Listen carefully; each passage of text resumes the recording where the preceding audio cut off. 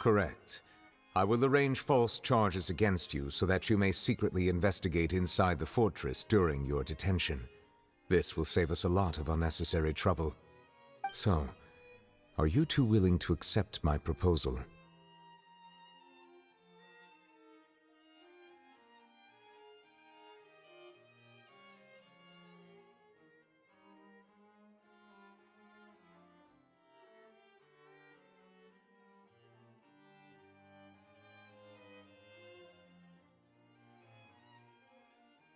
Yeah, no matter how you look at it, it seems we're the best choice.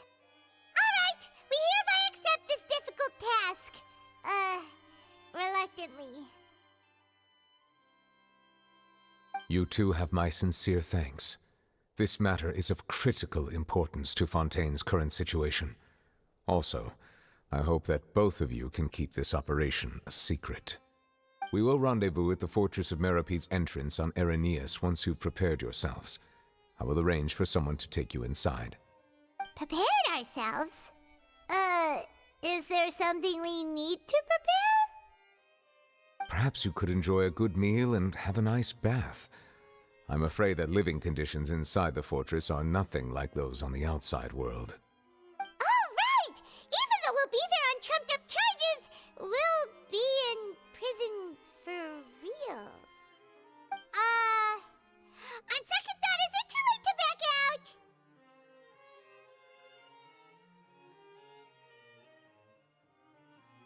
Please do not worry. Since you are sacrificing both your time and quality of life for the sake of delivering this report, you will be compensated according to the highest standards permitted to legal staff, regardless of the outcome. Now that's more like it! Come on, traveler, let's go eat the best meal we can find! We'll eat so much that we won't need to eat another meal for a whole month! Your treat! Are you leaving now? In that case, please take this cake as a token of my personal gratitude.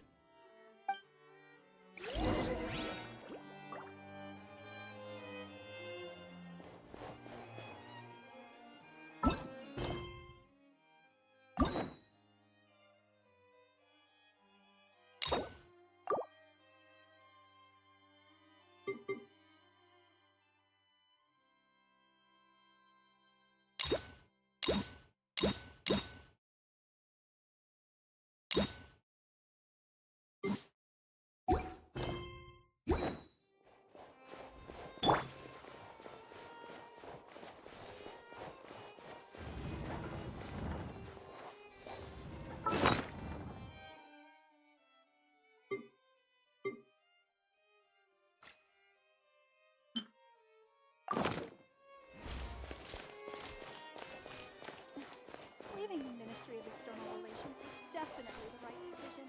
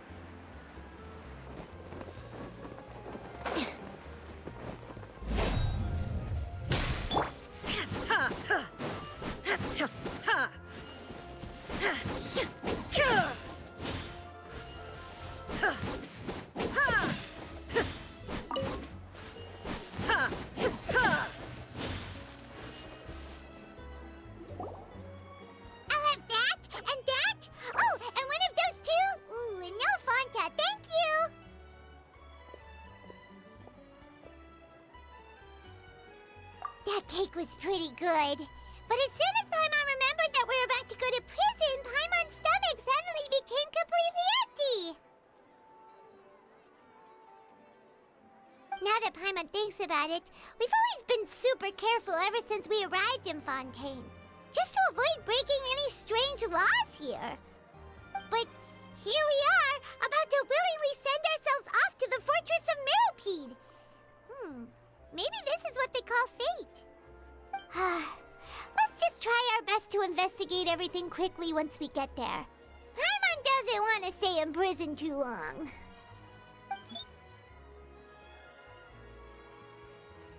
Oh, what is that I hear?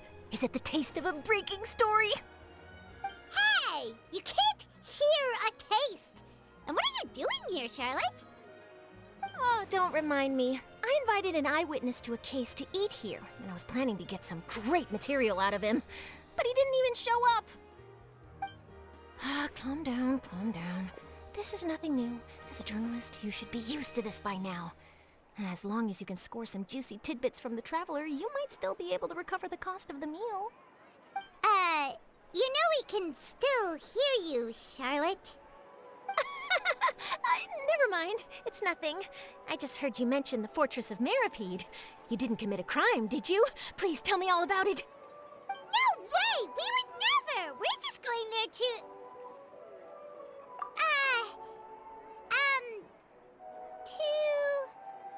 Oh no, Paimon almost forgot that Neverlet told us to keep it a secret!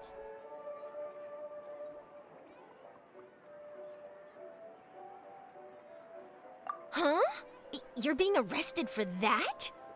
Oh, but now that I think about it, I suppose that's not completely unreasonable. That's pretty despicable, almost as offensive as committing theft. You mean Paimon really did something that serious? Sorry, Paimon really messed up. Well, in that case, it's nothing particularly newsworthy after all. Oh, how disappointing. All right, there's still a chance. Since you're going to be at the Fortress of Meripede, would you be willing to help me gather some material for a story? About that, Paimon doesn't think we'll have any time. Oh, it's nothing difficult. All you have to do is think of a way to get some time face-to-face with the warden of the fortress. He was awarded the honorary title of Duke in Fontaine. Sounds really cool, huh? Only those who have made significant contributions to the nation have been conferred this title. It's incredibly rare. On top of that, the Fortress of Meripede has never been under the jurisdiction of the courts. Practically nobody, including journalists like me, knows anything about the person in charge there. Oh, if I could write an exclusive article about him, I bet it would sell a boatload of papers. You make it sound easy, but it really depends. Of course, I wouldn't ask you to do it for free, so this meal is on me. All right, you got a deal. We'll do anything you want. Then it's settled. The food should be here any second, right? Huh? Wait, just how much did you order?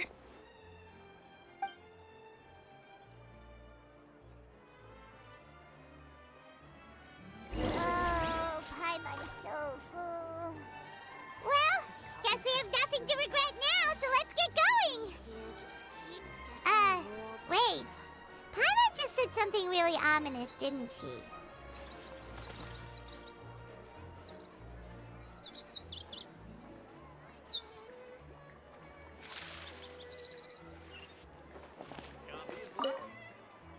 I had no idea you could eat so much. That didn't go according to plan. Please, please, don't forget about the material for my news article.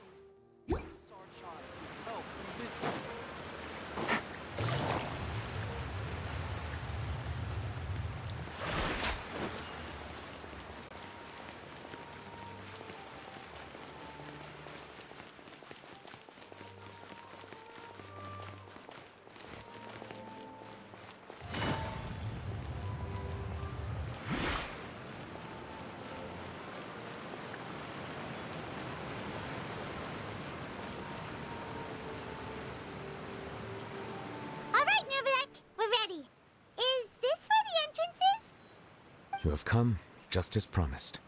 Yes, this is the one and only entrance to the fortress of Meripede from Irenaeus. Careful. You may want to step back a bit. Whoa! So you have to go down from here? Is the prison underwater? Utilizing both the barrier of the water as well as the fear humans have of the depths, the fortress of Meripede is naturally the perfect place to confine and guard criminals. But do not worry. It is not nearly as frightening inside as you may think. You will see for yourselves once you are down there. Paimon hopes you're right. Don't know about you, but just thinking about being at the bottom of the sea like that gives Paimon the heebie-jeebies. Oh, and there's one more thing. I mentioned that I have had personal dealings with the administrator of the fortress, Wriothesley. He's a very shrewd fellow. Yeah, we heard about him too. He's that Duke, right? Correct. He is the highest-ranking manager of the underwater prison. Even though you are going there to investigate at my behest, it would behoove you to avoid any confrontation with him or any of his subordinates. The Duke rarely ever leaves the fortress of Meripede, but that does not mean he is not privy to all that is happening inside and outside the fortress. He is quiet, but not unaware, so please bear that in mind. All right, it's about all the time that we have to talk privately. I'm counting on you two. Don't worry, we won't let you down. Good. Madeline! I'm here, Monsieur Nervalet. These two are the newest convicts, I presume? Don't worry, they won't escape on my watch.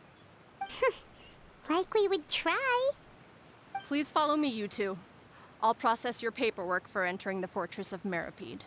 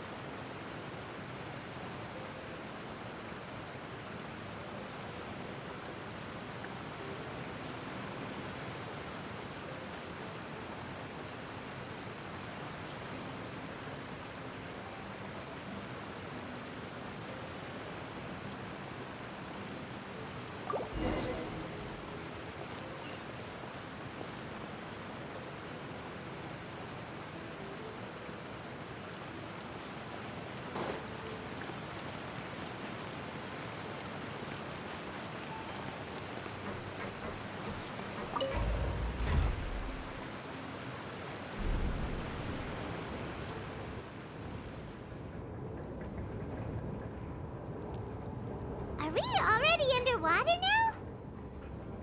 Huh. So this is what it feels like to be a criminal in Fontaine. You two seem to be taking this pretty well. It's rare to see convicts in such a good mood.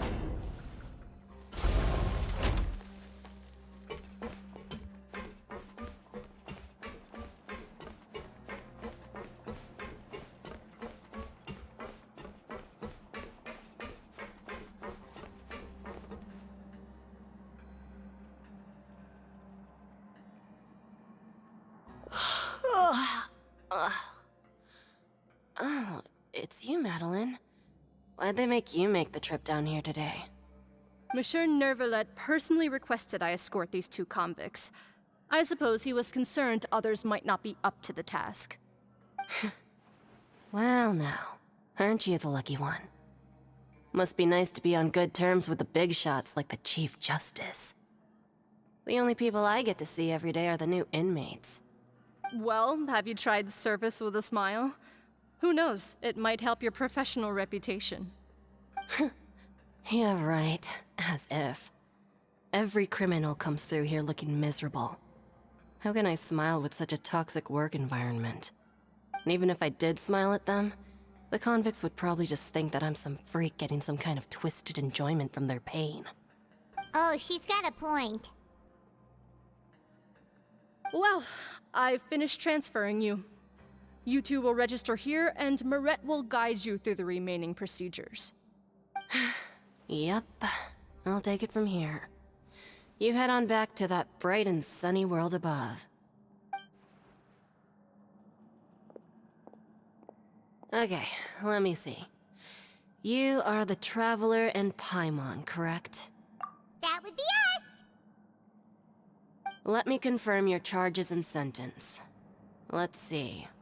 You two are charged with eating a cake specially prepared for the Archon by a Snezhnayan envoy without the Archon's permission, thereby incapacitating the political center of Fontaine for a brief period. Sentence: 45 days? Huh? Wait, you mean the cake that Nervalet gave us was... Just looking at the charges, it seems you two are capable of causing some serious trouble. And considering how fond Lady Furina is of sweets, this crime is tantamount to trying to assassinate the Hydro Archon herself. Now I've seen everything. Anyway, we still need to finish processing you before you can enter the Fortress of Meripede. Please stand in front of the board over there. I'll take your mugshots with my camera. Oh, all right. But be sure to catch Paimon's good side.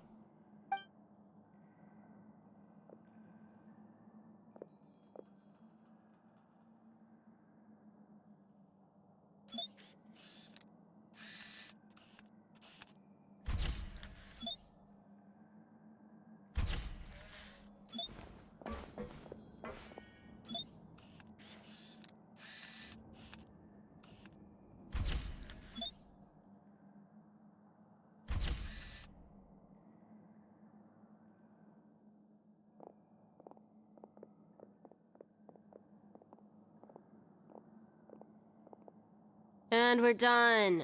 Thank you for your cooperation. Next, someone will be along to guide you inside the fortress. Please be sure to cherish this opportunity for rebirth. Huh? Rebirth? Isn't that a little much? We're only gonna be here for 45 days! You two are the new inmates, right?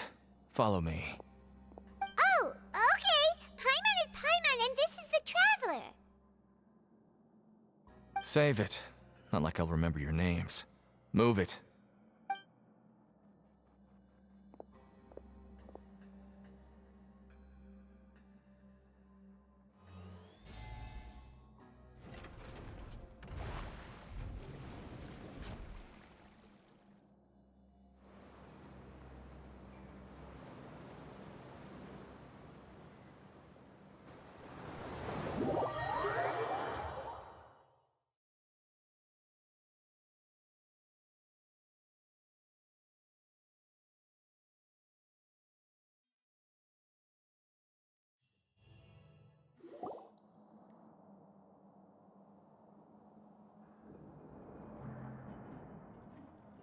So, are you one of the guards here?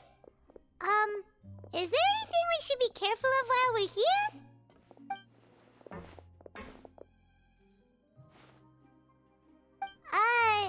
Did Paimon already ask something she wasn't supposed to? Why should I tell you anything? What's in it for me? This is exactly why I can't stand you fish. I wouldn't even be doing this if it weren't for the credit coupons. Credit coupons? Alright, seeing as you're not the annoying kind that's getting dragged in here crying and blubbering, I guess I can tell you a few things. But next time, it'll cost you some coupons. Mora means nothing here. Here, we use credit coupons. Coupons can get you almost anything in the Fortress of Meripede. Desires? Fulfilled. You want power? No problem. Coupons can even change fate itself. So, credit coupons are a currency that can only be used here? It's not as simple as that. Like Moret said, everyone gets a chance at rebirth. No matter how much money or power you had before, it means nothing once you set foot inside the Fortress of Meripede. You have to start over and earn your coupons. Everyone starts from the same place, and you have a chance at a new, less terrible life. I guess that's the real purpose of the coupons. They symbolize true fairness and true justice. And this is also exactly why so many criminals choose not to return to the outside world, even after they've served their sentence. Oh, So that's what the Fortress of Meripede is like. Huh. Paimon was under the impression that it'd be more like a prison. It certainly ain't all sunshine and roses here, but it's also not the worst place to be. You'd better take a good look at the scenery now. It'll be the last chance you get for a while. After being away from the sunlight for so long, even the terrifying depths of the sea start to feel like home. It just stops feeling oppressive, you know? Oh, I'm actually an inmate like you two. Welcoming newcomers is a job I've picked up to earn some extra coupons.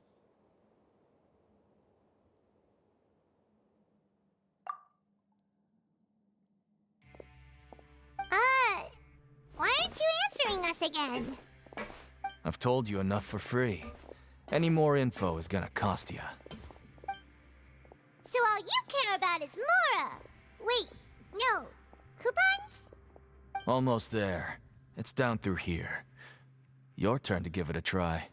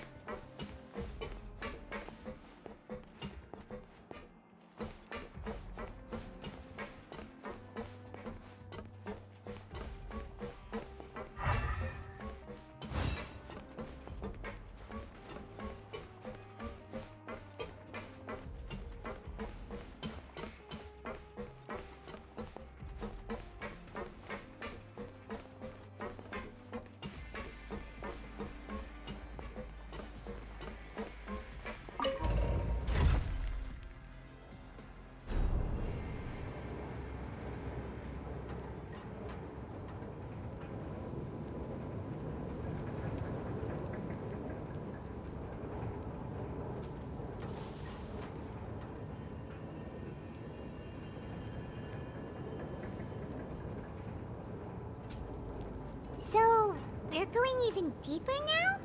Just how deep down are we? It's like a metaphor for your previous life, isn't it? Our lives weren't that bad.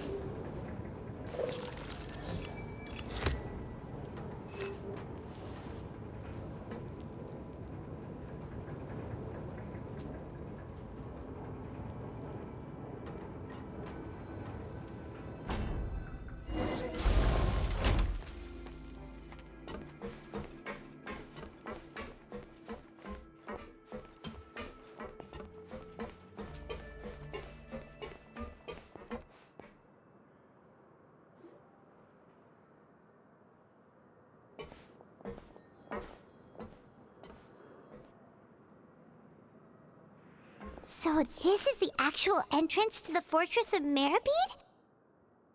Huh. It looks like there are other new arrivals, too. Oh, they sure don't look happy. Maybe we look too relaxed for fresh convicts.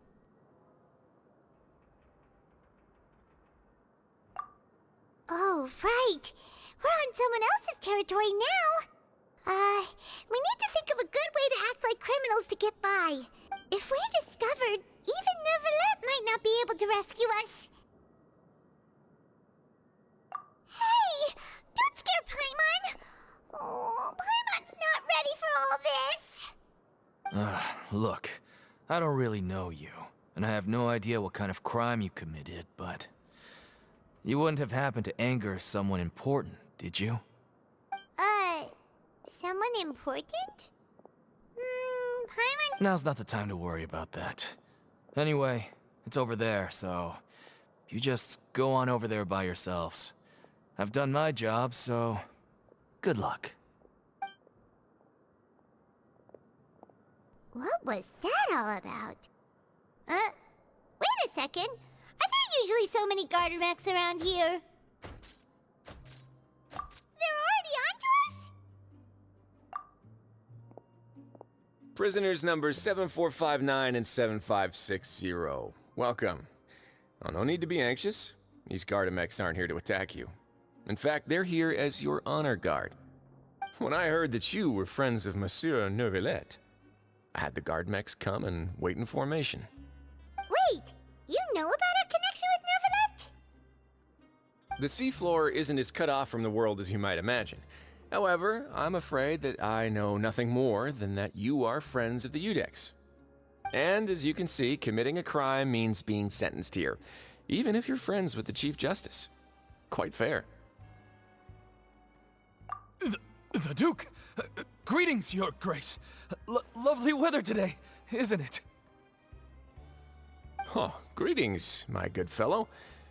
Well, I'm willing to imagine that the weather is as good outside the sea as you say it is. How great it would have been if only the Fortress of Meripede had been built on the coast, huh? It would have been so convenient to enjoy a nice chat in the sunshine. My profuse apologies. I just got so nervous when I saw you, So this is the Duke. He sure looks a lot younger than Paimon imagined. The Traveler and Paimon, correct? Mr. Deacon here was responsible for your welcome. I trust you were satisfied with his guidance?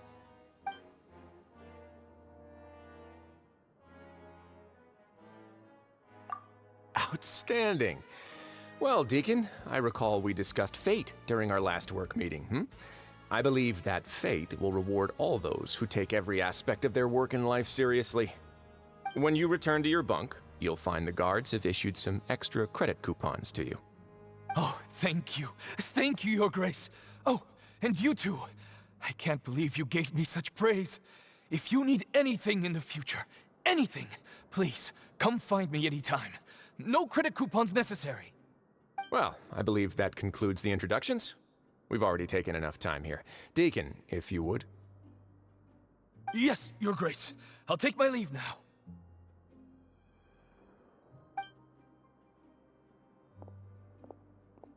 Please, follow me. To make you feel more welcome, I'll show you around the various facilities of the Fortress of Meripede. I hope it'll help you adjust to life here. He's going to personally give us a cure?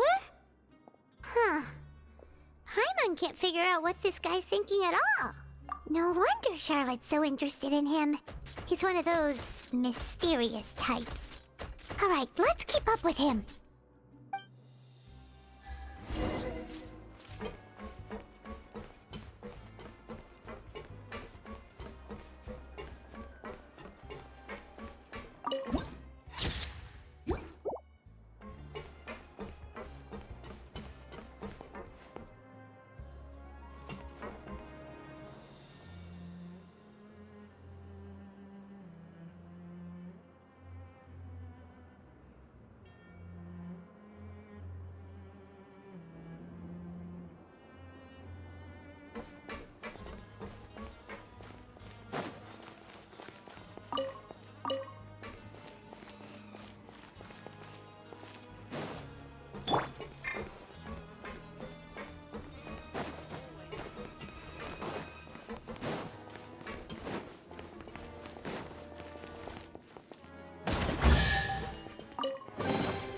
These things, what are they used for?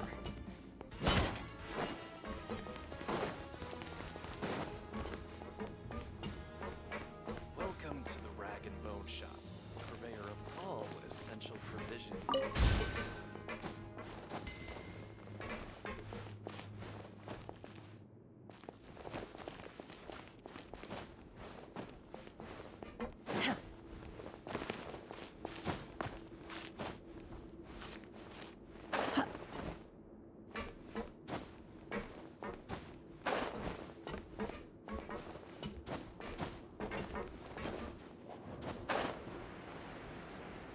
Welcome to the Rag and Bone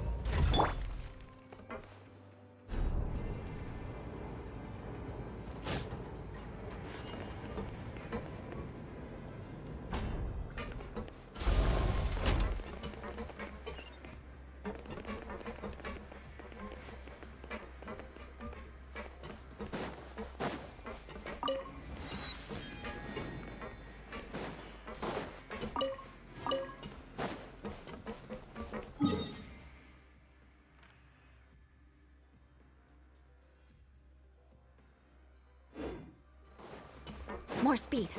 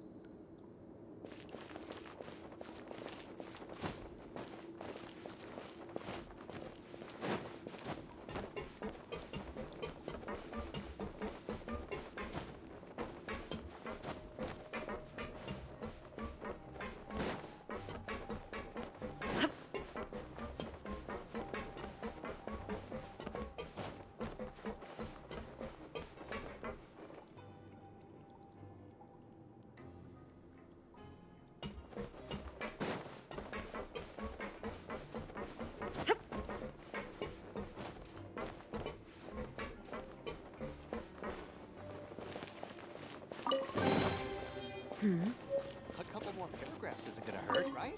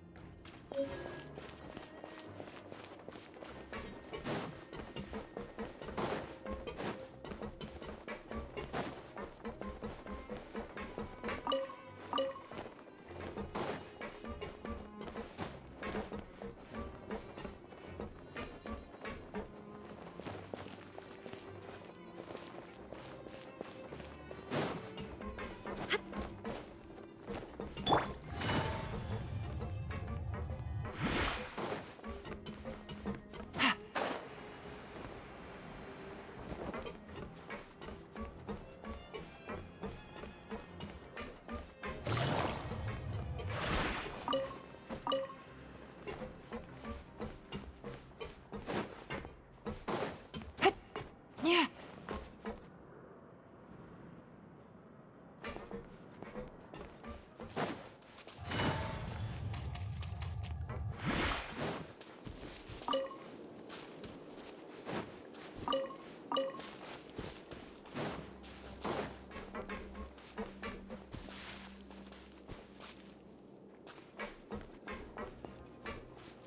Take it easy.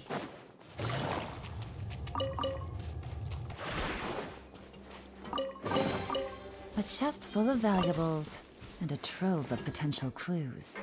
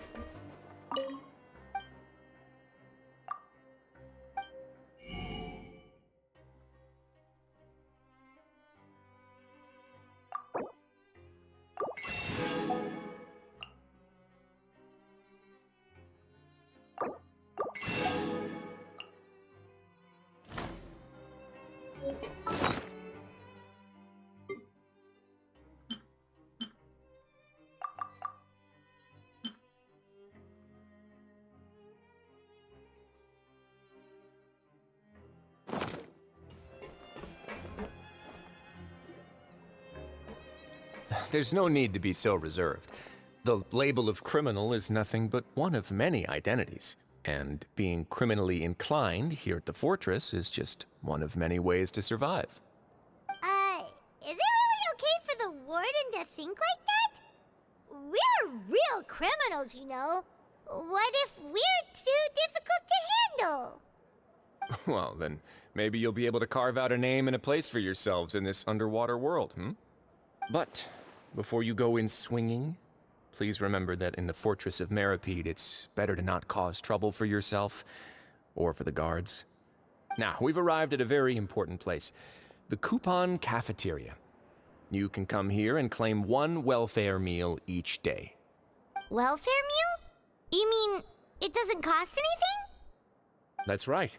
Criminals are essential to Fortress operations, so we must guarantee that they at least have the basic means to survive. But that's not how it was. Back in the day, it cost your reward coupons just to get a cup of water here. For fish like you who just arrived with nothing, you'd have to go to work hungry until you earned enough coupons to eat. It was only after His Grace became the administrator that we got the free meal rule. Now everyone gets a square meal every day, even no-good slackers who've never picked up a wrench in their whole lives. Nobody starves to death here. In the Fortress of Meripede, credit coupons are the only currency, and everything must be purchased. In some sense, you could say using the coupons is a form of trade. But trade is always conducted by people. So if we want trade here to prosper, we need everyone to work hard and live their lives. If nobody could even afford a meal, then the whole fortress would be up in arms. And that would only make things more difficult for me. So, rather than saying that we're giving everyone a free meal here, you should say that everyone's hard work has improved the living conditions in the Fortress of Meripede. Your Grace's reasoning is correct, but what I said is also true. Whatever the case, hard work is rewarded here. You'd be hard-pressed to find anywhere else as fair and reasonable. Right! Paimon sees your point. By that logic, this place doesn't seem so bad after all. Oh, wait, no. We shouldn't drop our guard so quickly. But it seems the inmates really respect the Duke because of his attitude, right? We should still try to verify the truth with our own eyes. Let's continue this way.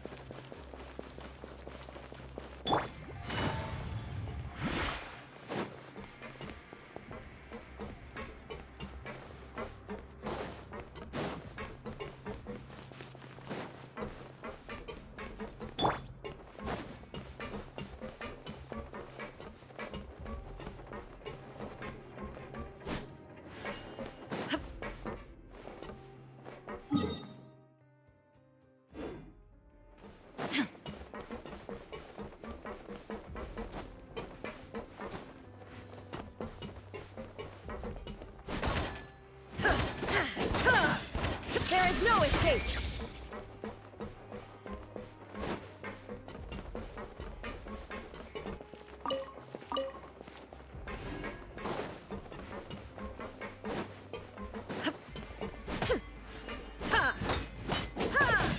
Shine down!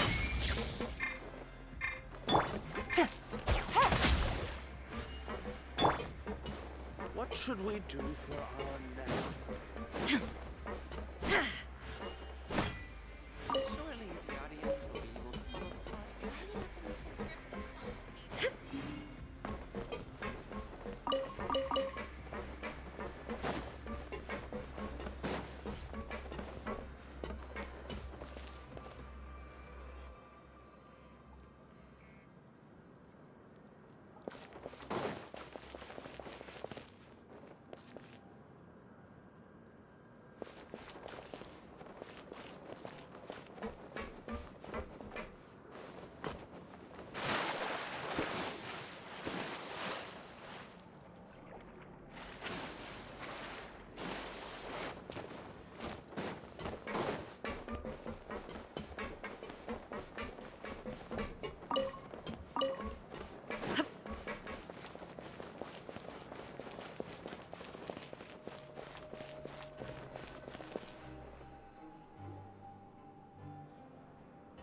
This place is known as the Pancration Ring.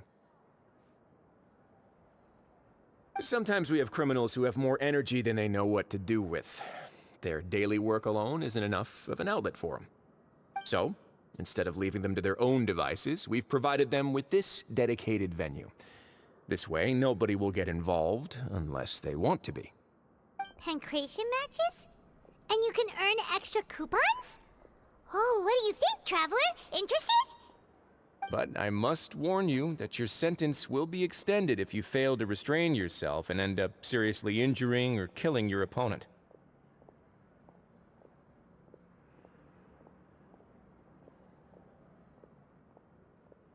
So, did you set this place up too?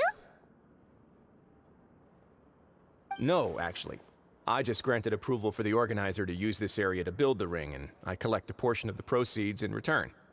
Of course, the fees are also quite useful. Oh. Do you mind if we ask what they're used for? Sure. Ensuring personal safety, maintaining the arena, and resolving any conflicts that arise. Why? Are you interested in how to manage a pancration ring? Oh, no.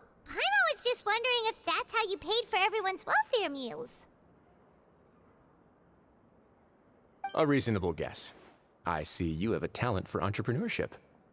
Oh, you hear that? Paimon has a talent! So we can start a business here? That is something you can discuss between yourselves later.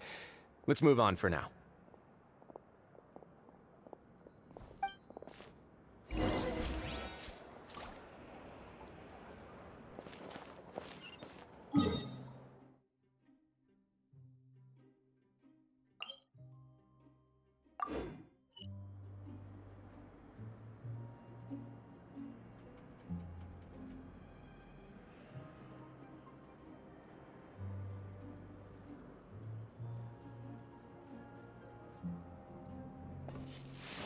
I want to go on a vacation with Galvana.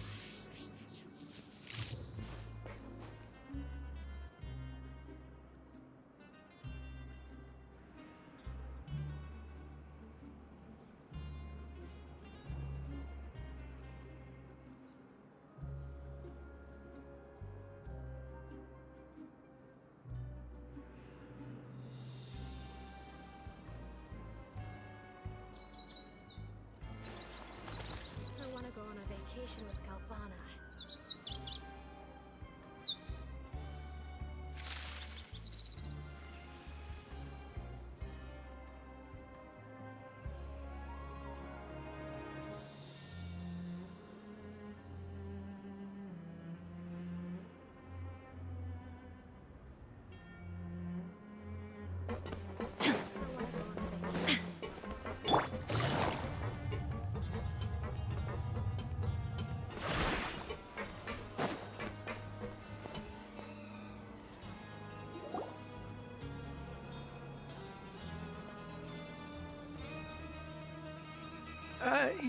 Your Grace. Good morning. I mean, good afternoon. No, wait, what time is it again? What time indeed? Time waits for no one, so it's best to keep an eye on it. Ah, my apologies, Your Grace. Jeez, that guy's so nervous he almost forgot to breathe. Sorry, forgive my manners. These are the dormitories, which is where inmates sleep. The guards will inform you where your bunk is later. In the Fortress of Meripede, criminals usually spend most of their time in either the production zone or the sleeping areas. The production zone? What does it produce? Is that where we'll be working? Not necessarily. Though working in the production zone is the most reliable way to earn credit coupons. If you have other skills, you can skip your shifts to earn them in other ways. Wow. Wait, you're the manager of this place, and you're just telling us to our faces that it's okay to skip work? The fact that the Fortress of Meripede has continued operating completely autonomously is proof enough that most people are willing to work honestly and earn a stable income. As for what we produce, many of the clockwork machines seen all over Fontaine originate from our workshop. Therefore, the Fortress of Meripede is not only a place where criminals serve their sentences, but also a giant machine factory. There's no need for me to get into specifics about the production process now. You'll experience it all firsthand when you report for work tomorrow. Let's move on. The tour continues over this way.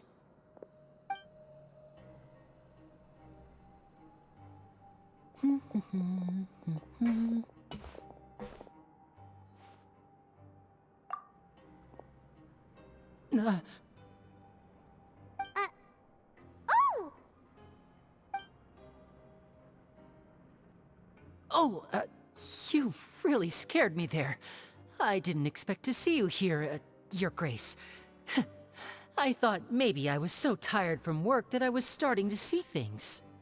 The only thing you should be seeing is the work in front of you. Stay focused and keep up the pace.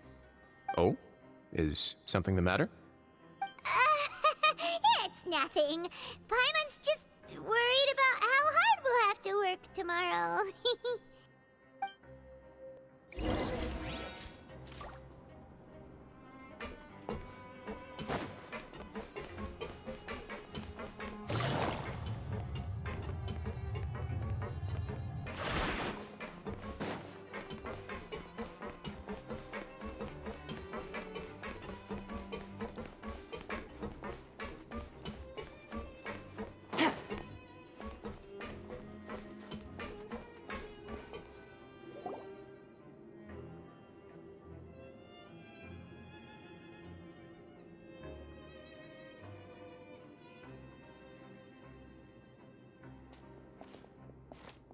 Your Grace? What are you doing in the infirmary at a time like this? Oh no, you didn't injure yourself, did you? Not yet, unfortunately for you. But thank you for your concern, Siegeween. Then you must be here for those two. Allow me to introduce you. This is the infirmary, and Siegeween here is the Fortress of Meripede's head nurse. Hello, new faces. They call me the head nurse, but I actually handle all the nurse-related work all by myself down here. Since you seem to have some rare downtime with no patients, perhaps you could find the time to join us for dinner? Oh, then these two must be some important convicts. Sure, I'll join the welcome party. Thank you. Your presence will be the pièce de résistance for today's tour. Oh, so the tour part is over now? I believe I've already covered the primary aspects of life here in the fortress. As for your work, there'll be someone else to guide you through the details. Is there anything else? I seldom conduct tours, so why don't you just ask if you have any questions? Well, this is our first time here. Paimon's not sure what to ask. Then let's head back to the coupon cafeteria. Maybe a meal will help you think up some questions. You should at least try to be excited. Our free meals are actually pretty good here.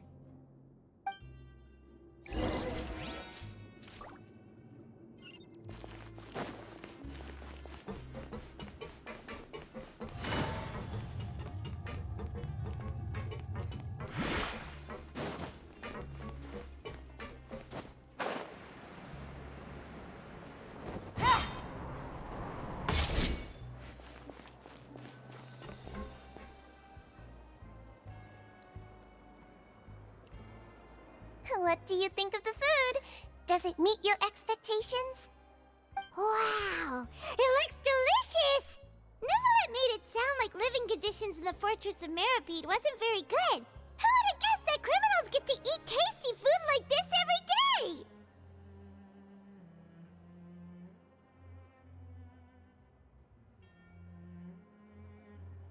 Oh, isn't that the meal box that only super lucky people manage to draw? Seems like you two are quite fortunate. It actually has nothing to do with luck in this case. I had a word with Walsey, so you didn't have to draw lots like everyone else. Oh, you mean the meals are random? Yes, what you get to eat depends completely on your luck. You could say that it's a distasteful little game that Chef Walsey likes to play here in the cafeteria. Paimon knew it! If criminals got to eat tasty food like this every meal, the crime rate in Fontaine would skyrocket for sure! Excuse me, did I hear you mention Nervulette just now? I've been wondering how he's doing. Is he busy with work? Has he been taking care of his health? He seems healthy no matter how you look at him, but he works so hard all the time, so it must be really tiring. Sounds like he hasn't changed a bit. Looks like you can stop worrying so much, Sigewinne. Oh, that's good. But I still feel like it's been too long since I've heard any news about him. No news is good news. Maybe next time I've got something to discuss with him, I can invite you to accompany us. But isn't the Fortress of Meripede independent from Fontaine's court system? What do you two have to discuss? Well, we provide all kinds of mechanical products for official use, and some essential goods have to be obtained from the overworld, so we naturally have to stay in touch about this and that. Monsieur Neuvillette's character is unimpeachable. No matter the question, you can discuss it openly and freely with him. Talking with him feels quite effortless. In light of that, I am quite willing to go out of my way to show respect and accommodate him. In fact, right now, I'm treating you two as guests invited by Monsieur Neuvillette. But unfortunately, I can only do so until the end of this meal. After this, you two will just be inmates here.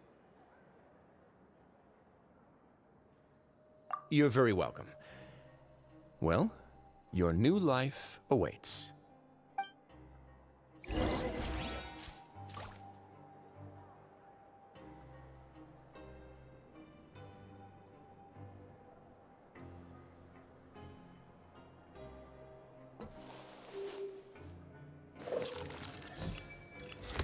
Grab yourself a welfare meal.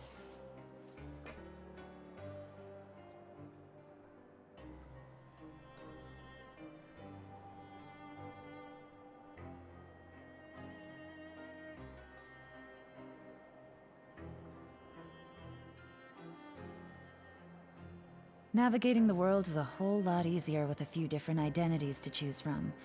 Need me to come up with some for you? Grab yourself a welfare meal.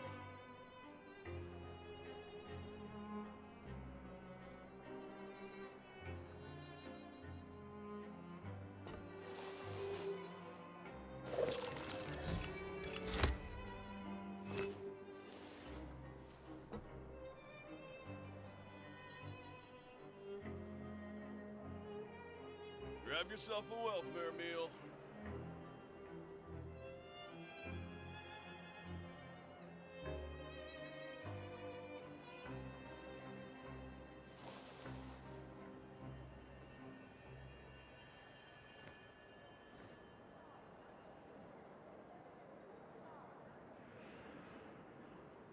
Grab yourself a welfare meal.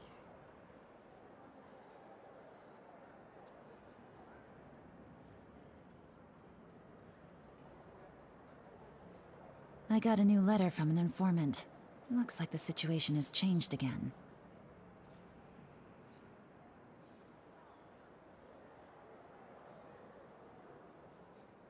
Grab yourself a welfare meal.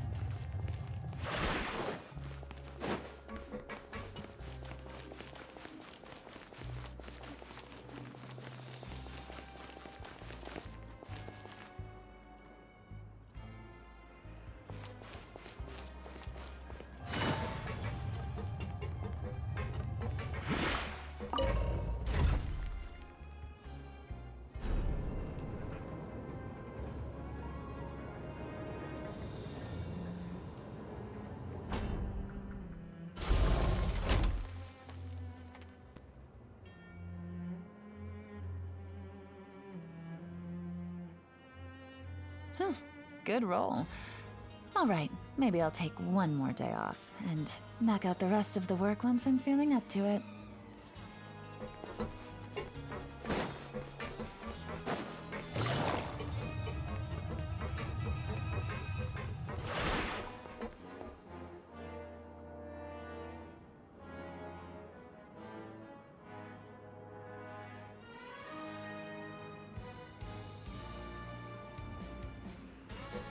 Take it easy.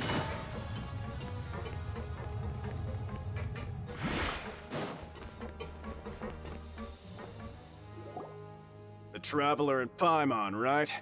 Listen up. As new inmates, the only thing you need to worry about is what to do and when to do it. Don't make any extra trouble for yourself.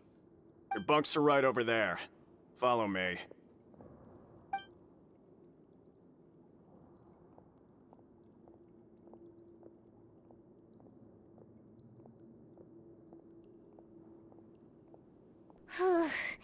So this is where we'll be sleeping from now on. Oh, Paimon can't believe this! The days of staying home and reading detective stories are like a dream now. By the way, Traveler, we saw a lot of things worth investigating just now. Even though the Duke didn't say it too directly, judging from what he said at the end, it seems that he was only welcoming because we know Neuvillette. We are criminals, and Paimon did eat that cake, but we're actually here to help Neuvillette. Is it possible that he knows we're here on a mission? Or is Paimon overthinking things? Yeah, Paimon thinks so too. He probably knew why we came here from the very beginning and intentionally wanted to send us a message. Maybe something like, "Hey, I have my eyes on you, so don't try anything funny." Yeah, you're right. It's not like we can go back to Neuvillette empty-handed and say, "The dude looks scary, so we gave up." And besides, the Duke said that he was willing to go out of his way to show respect for Neuvillette, right? So, we at least need to try. But Paimon hasn't gotten a clue where we should start our investigation.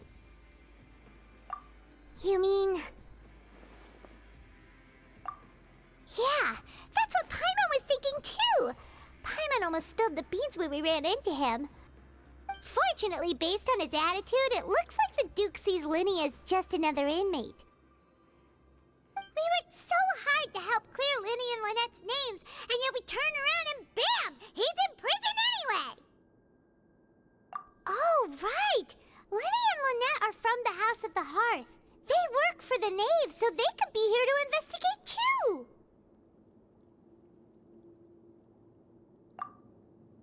Huh? Oh, it's a card! Paimon didn't notice it earlier. It looks like a magician's prop. Lenny must have left it here. He's in prison and still doing his little tricks, huh? Let Paimon have a look. It was nice to bump into you again. Let's catch up in the production zone tomorrow. What in the world? It's written like he's greeting a buddy on the street. Paimon thought he'd write something important. If you say so, we can ask him what's going on tomorrow. Let's get some rest now.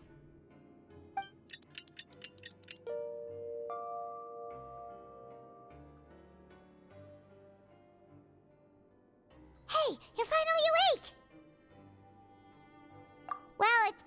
first day as a prisoner.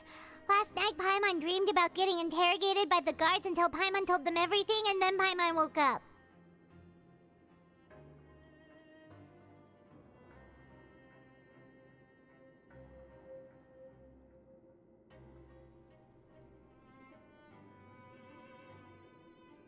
Hey, come on! It's just a dream, okay? Paimon wouldn't really squeal. Maybe? Hey, lazy bones! What are you still doing here? If you don't want to starve, then get yourselves over to the production zone. Sorry! We're going right away!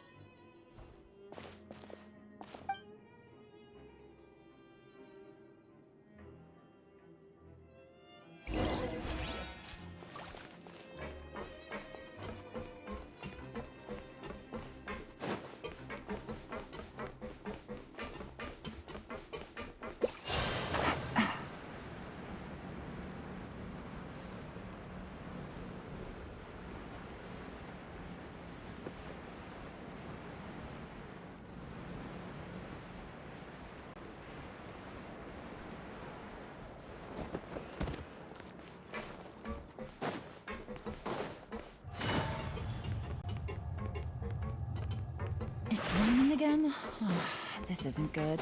If the rain washes away the traces, it's gonna set us back a long way.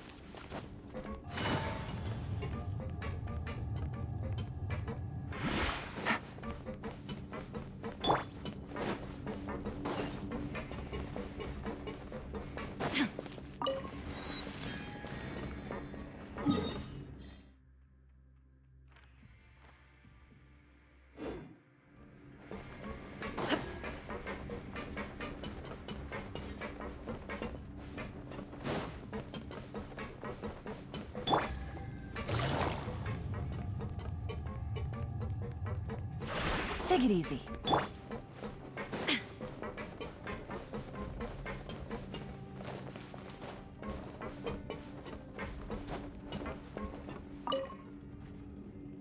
Ah, you must be the catch of the day.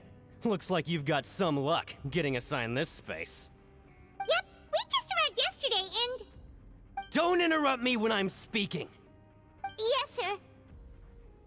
Listen carefully to my instructions. I don't want any mishaps. Every machine here is worth more than the both of you. Working around these machines can be very dangerous. Do your job well, and you can eat in the cafeteria after your shift. Get sloppy, and you dine in the infirmary. Anyway, the Fortress of Meropide doesn't want to lose a single one of its machines. And it also doesn't want to waste the production potential of any inmate. You got that? Got it! Your job is to use the machine over there to process widgets. Watch carefully, and make sure you step on the pedal at the right time. If the machine gets jammed, then give it a little maintenance with your fist. Here, take this. Bring me the processed widgets, and I'll give you some credit coupons in exchange.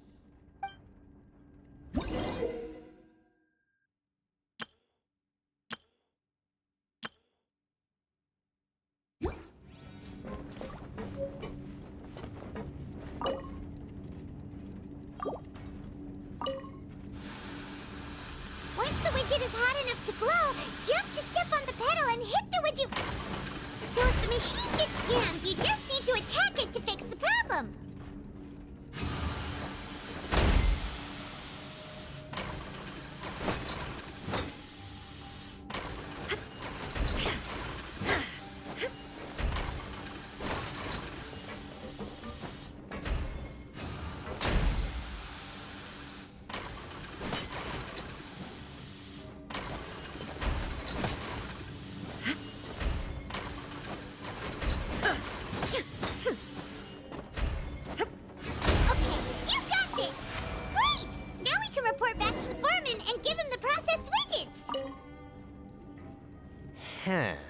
This one is tolerable. Though since the processing is done by machine, the product is all pretty much the same anyway. Alright, I'll pass you for now. And we'll count up how many credit coupons you've earned.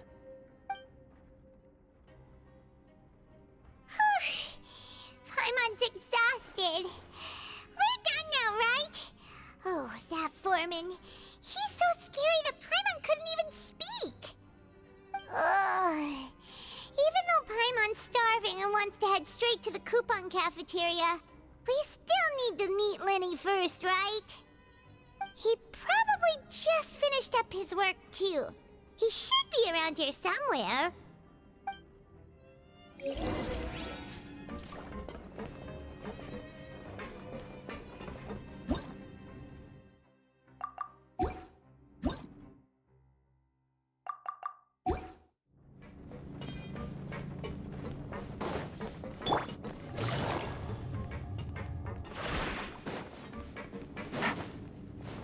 Lenny? Mr. Magician? What?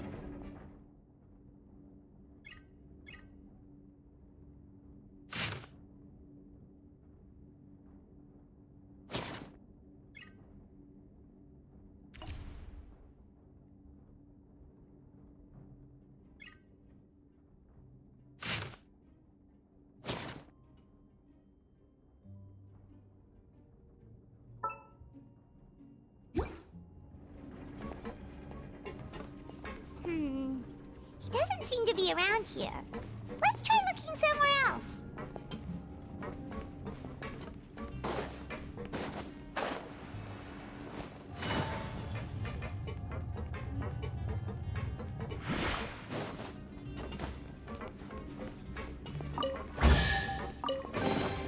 A chest full of valuables and a trove of potential clues.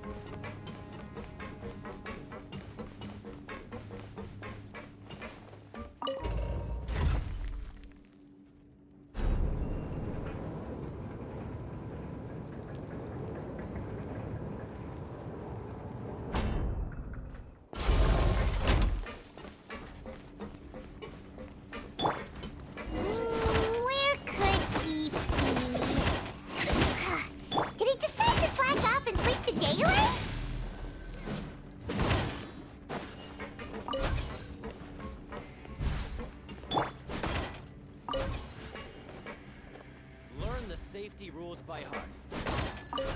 What was the second part?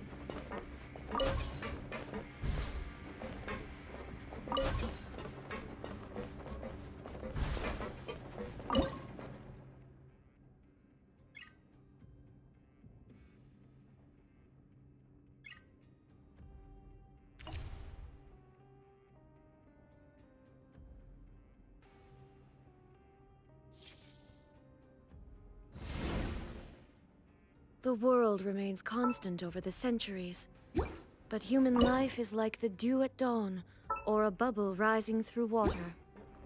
Transitory.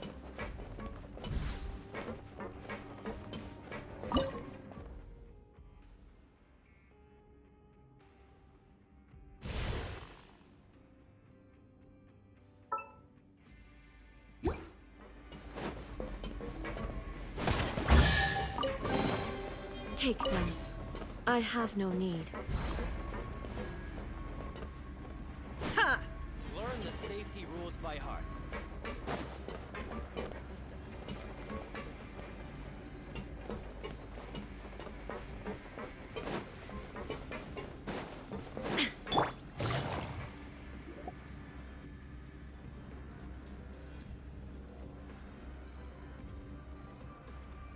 Hey, over here. Oh, you scared Paimon! How did you appear out of nowhere like that? Oh, you scare so easily now? Is there something worrying you these days? You little... The only thing we're worried about was trying to find you. Sorry. Come over here and keep it down.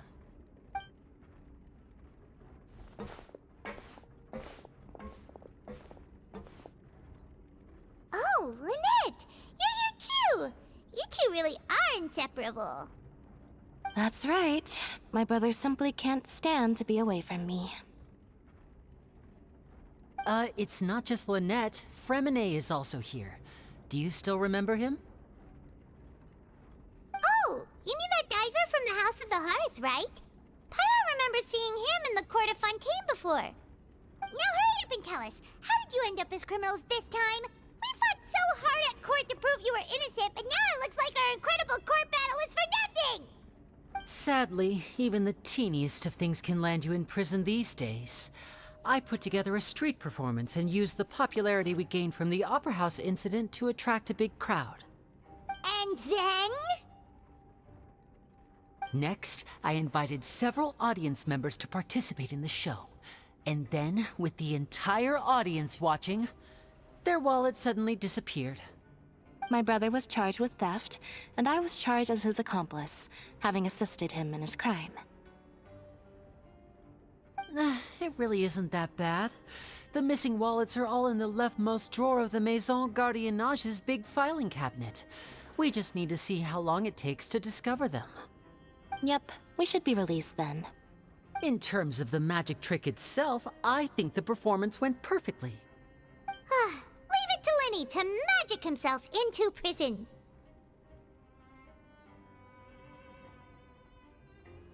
Indeed. Last time I hid my identity from you, I promised that I'd tell you absolutely everything if you were angry about it. No more secrets. So I don't plan on keeping anything from you this time either. At the moment, the House of the Hearth's interests don't conflict with yours at all. We were instructed by the father of our house, the Knave, to come here and conduct an investigation. Told you so! See? Paimon guessed right. As for what we're investigating, perhaps you haven't heard, but the fortress of Meropide hides a secret. Some even say that the entire fortress exists just to protect it. The House of the Hearth has been investigating this for a very long time, trying to uncover its mysteries. But recently, all of our informants, including the ones that had infiltrated the guards, suddenly vanished and have not been heard from since. We believe that this is a direct provocation, and it's the reason why we came here. Father has somehow managed to confirm that Focalors does not have Fontaine's Gnosis. Huh? managed to learn information that important? Father has her ways. Many of them are beyond our imagination, and we've never had the chance to see her at work.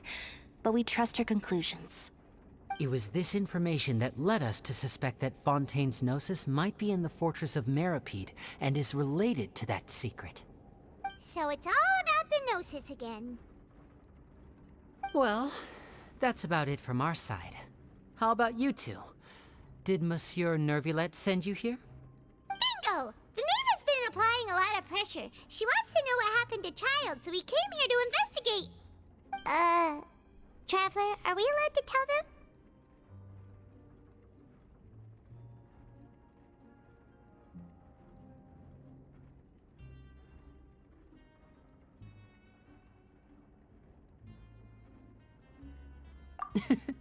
You don't need to worry too much about that. She's just asking for a report on Master Child's predicament as a means of pressuring you. Father used this situation as a pretext to negotiate with two high-ranking officials in the court of Fontaine. She actually just wants to be able to make concessions on this matter for gains elsewhere, almost like a bargaining chip. Sometimes you need an excuse to do things you otherwise couldn't. And a harbinger is more valuable than you might imagine. Of course, it's not a complete farce. If we do manage to find out what happened to Master Child too, then diplomatic relations with Fontaine could improve, and Snezhnaya might even be able to adjust its stance a bit.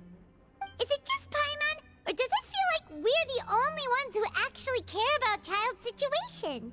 The relationship between the Harbingers must be as bad as ever. I wouldn't go that far. Father just has different standards than we do when it comes to what can be sacrificed for an advantage. By the way, I have a suggestion. Why don't we team up? Even though we have different objectives, we're both here to investigate the fortress of Meripede. It would be more efficient for us to work together. As you know, the House of the Hearth has many reasons to seek the Gnosis, but our highest priority remains resolving the prophesized crisis. You can trust us on that.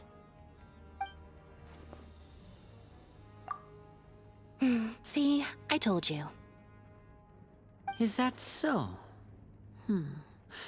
Sure enough, it won't be easy to convince them to cooperate with us. Lenny seems to be thinking pretty hard about something. Of course he is. Lenny has been looking forward to a chance to reach an understanding with you ever since last we met. Or, I should say, we were really looking forward to teaming up with you this time. Lynette, just tell them everything, why don't you? It's okay to open up a little.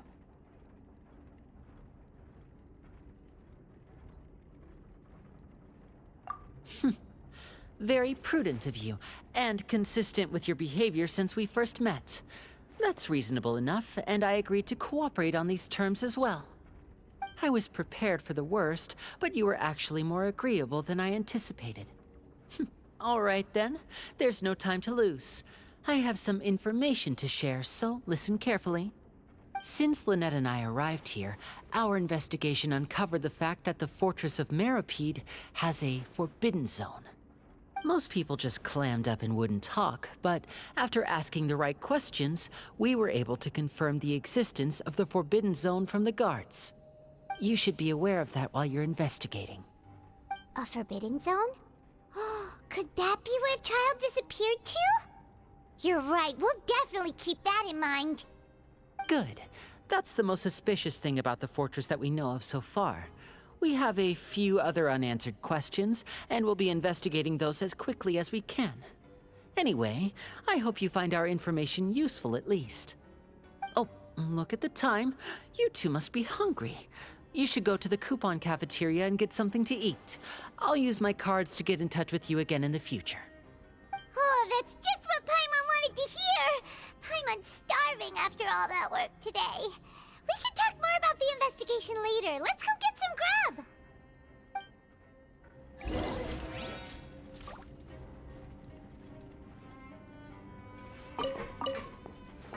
There's some serious noise pollution going on in the production zone.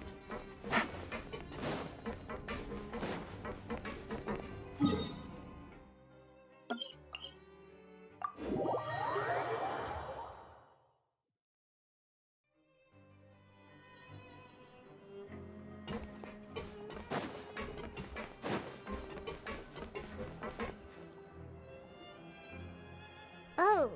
He wasn't kidding. Today's meal is nowhere near as good as last time. Oh, who knows how long it'll be until we're lucky enough to get that super tasty meal again? Forget about it then. We'll just deal with the regular food for the time being. Let's just get out of here as soon as possible.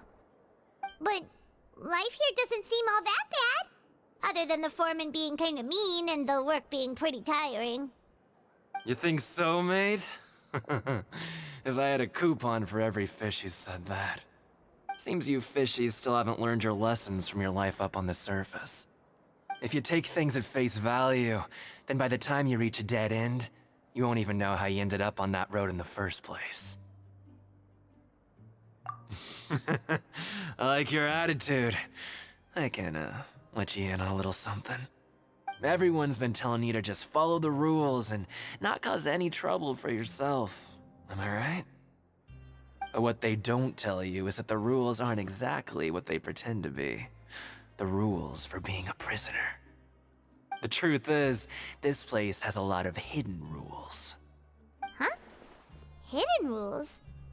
What do you mean? Not everyone knows about those rules, but whether you know them or not, once you break one, you might encounter something even worse than death.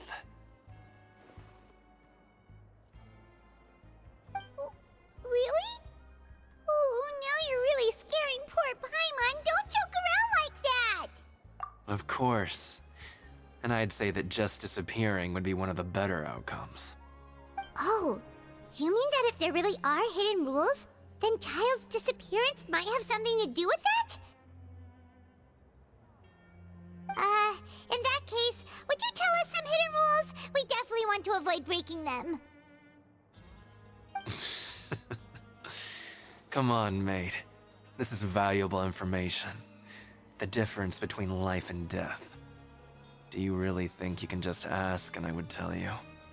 Paimon understands, but we don't have many credit coupons yet. Yeah, I know. Not like I'm going anywhere. Just come talk to me after you've saved enough. Moreover, you're new fish, freshly caught, and completely out of your element. What'd be the point in even telling you anything before you've gotten a handle on your new lives? Come and find me once you've been here longer. I'm usually around the rag and bone shop. Just call me V-Doc. Bye-bye now. He left. Just like that. Huh. Do you think he's just trying to scare us into buying fake information from him? Yeah. It might be a good place to start in our investigation. Hidden rules, huh?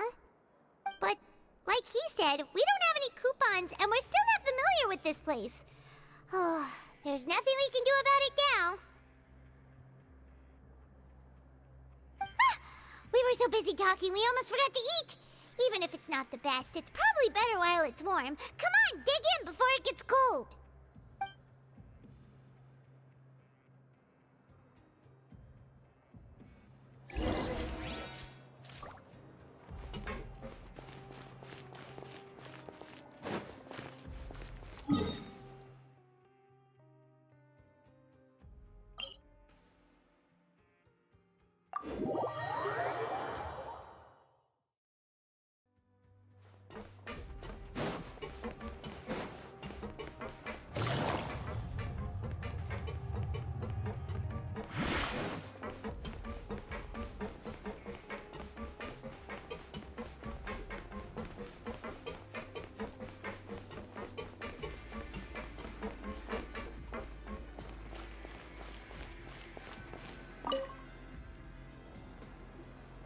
So Paimon just confirmed with the guards that our shift is set for every morning, and we're free to do whatever we want all afternoon. But it seems like most of the other inmates choose to continue working through the afternoon to earn more credit coupons. Oh, and they also said that you can use coupons to skip work in the morning and free up your time. They weren't kidding. Credit coupons really can be used to do anything here. Paimon's so tired. and we'll need to wake up and go to work in the morning. Without any credit coupons, it's not like we can really do anything else. Nighty-night, Traveler. Paimon hopes we can keep making progress on our investigation tomorrow.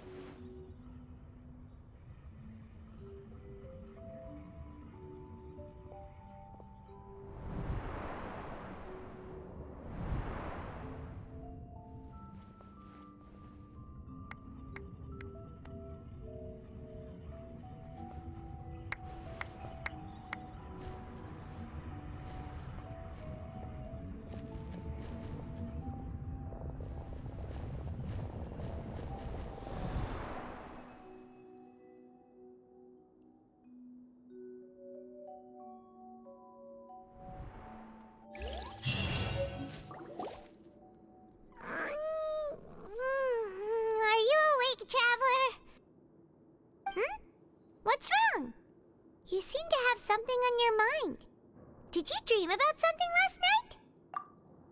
Is that even possible? Unless it wasn't an ordinary dream? Oh, Child's vision! So you had it with you this whole time? Maybe the vision connected Child's consciousness to yours. And our investigation has its first major breakthrough! Good thing you brought the vision with you here. So what did you see in the dream? Do you know where Child went? Huh. Okay. Well, hopefully it'll be a bit more helpful in the future. What's more important now is that it's the start of another new day as prisoners. Let's do our best to earn more credit coupons. What's the plan for today? Let's go! It's time to start working. If that guard Fielding catches us skulking about, he's sure to give us an earful.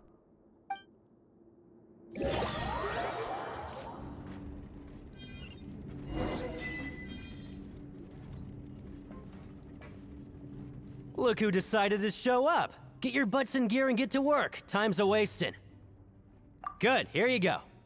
Remember to give me the widget once you've finished processing it.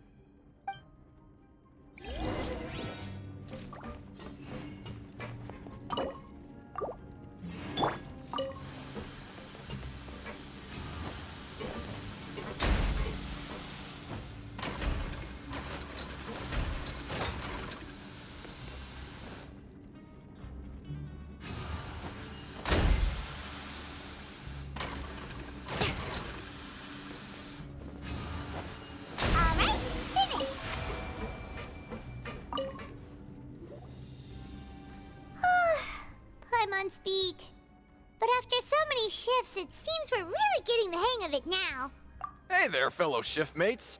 I saw you finished your work, so I thought I'd come over and say hi. Oh, hey there! We've seen you before. Your assigned workspace is really close, isn't it? That's right. The name's Rowan. This past few days, I couldn't help but notice the new faces working nearby. I guess we were destined to meet. I've been working here for almost 15 years. Even the foreman, Grainville, always calls me Chief. Whoa, you've been working here a long time, Chief.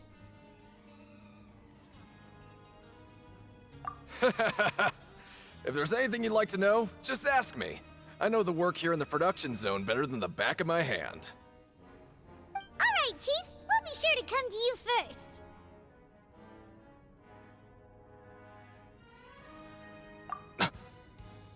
Did you just ask about the rules? Pretty sharp for newcomers. You've already heard about the rules, huh? Who'd you hear it from? All right. Seeing as I'm the one who came over here, you're already calling me Chief. I guess I can tell you a little. Truth is, you two keep working like this, you might be putting yourselves in danger. Huh? Wait, there's even a rule about that? What would have happened if you never told us about this? Well, it's usually not that easy to break one on accident. The conditions of the hidden rules are usually pretty specific. But once you do break one, bad things happen.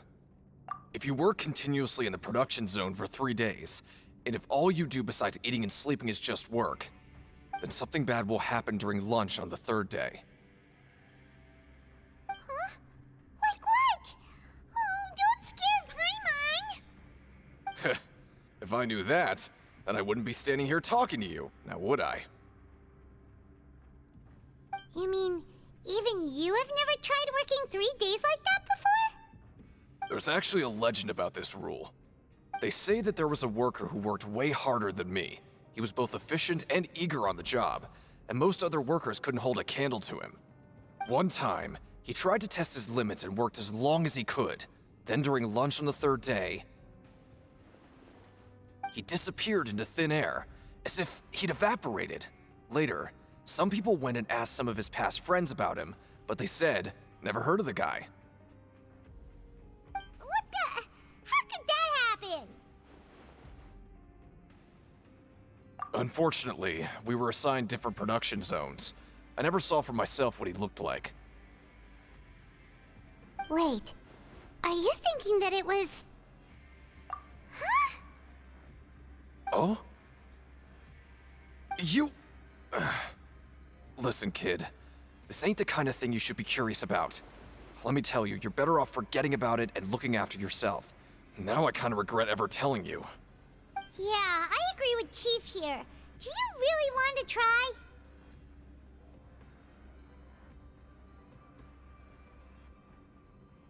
Alright, if you insist.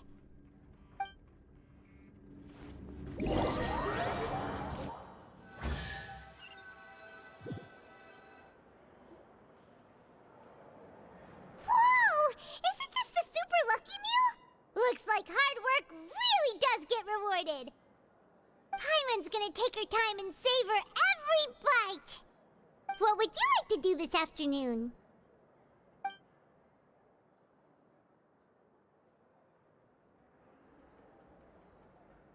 Maybe we'll be able to find some leads there.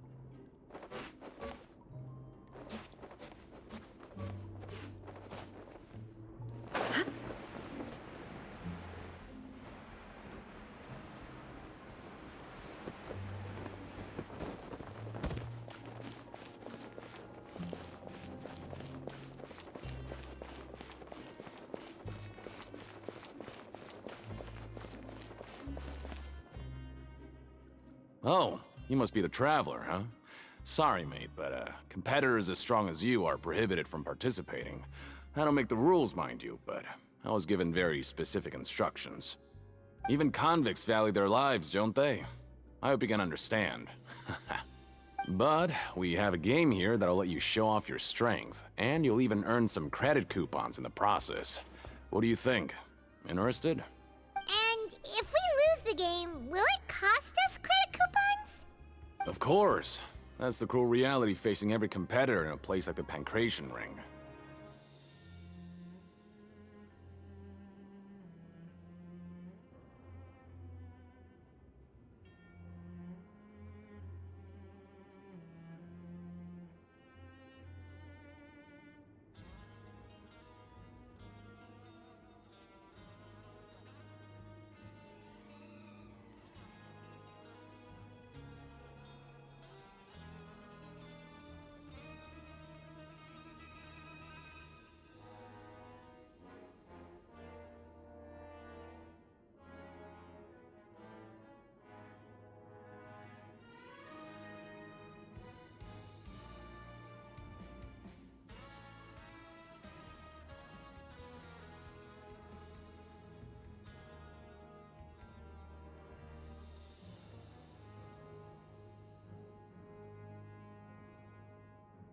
Okay, great.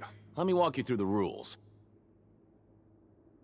The targets in front of you will pop up one after another.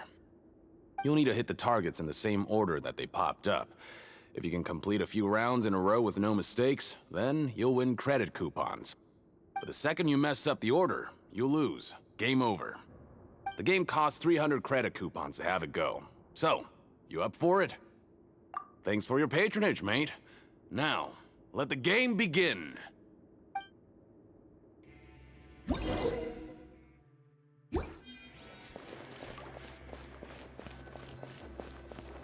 Okay, do your best to hit the targets, just like Colin said!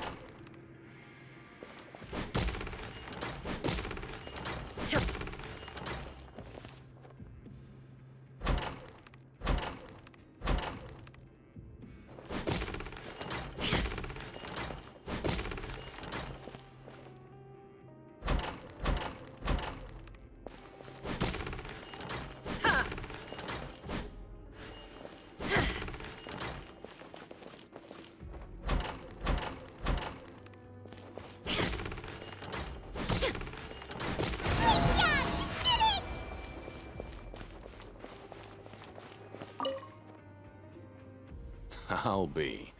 They weren't exaggerating about how strong you are. Don't worry, I wouldn't dream of shortchanging you. Here's the credit coupons you won. Put them somewhere safe.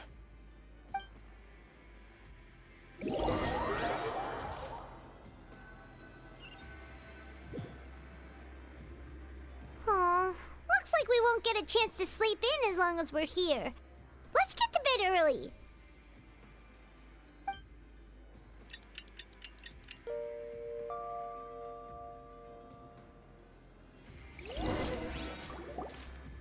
Oh, Paimon doesn't want to get up. Paimon still feels completely exhausted from yesterday. What do you have planned for us?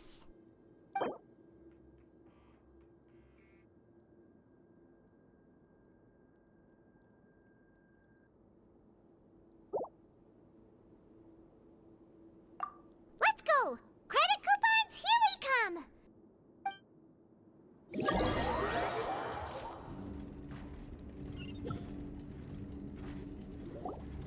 Look who decided to show up! Get your butts in gear and get to work. Time's a-wasting. Oh? What's with suddenly wanting to work so hard? You need coupons that badly? Sure. Let's just say we really want to test our limits.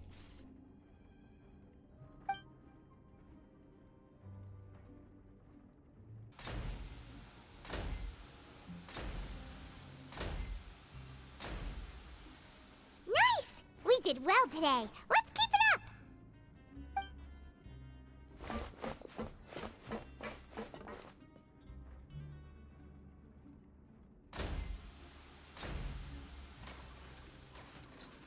Whew, Paimon's had it. Who knew that processing these widgets would be so tiring.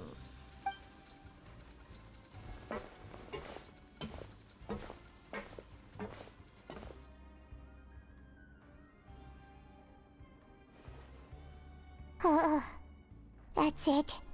Paimon doesn't even have the energy to talk anymore. Is it time to eat yet?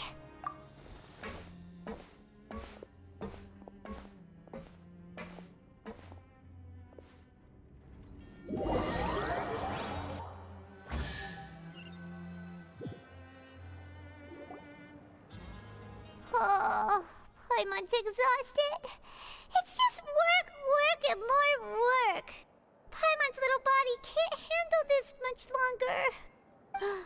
Wait a sec. Now that Paimon thinks about it, haven't we been working non-stop for 3 days now? And, oh, Paimon feels a shiver going down her spine. What's going to happen? But it doesn't seem like anything's changed at all. And we made it to the coupon cafeteria safely. Are the so-called hidden rules only a rumor after all? Well, there's no use to just guessing all day. Paimon's stomach has been grumbling the whole time. Let's just eat already! Paimon wonders what we'll get today! Maybe we'll get the super lucky meal! Wait! What? What in the world is this? What's with Paimon's food? And yours is the same! Is this stuff meat? But it looks and feels so bizarre. What kind of chef would make food like this? What do you think is going on?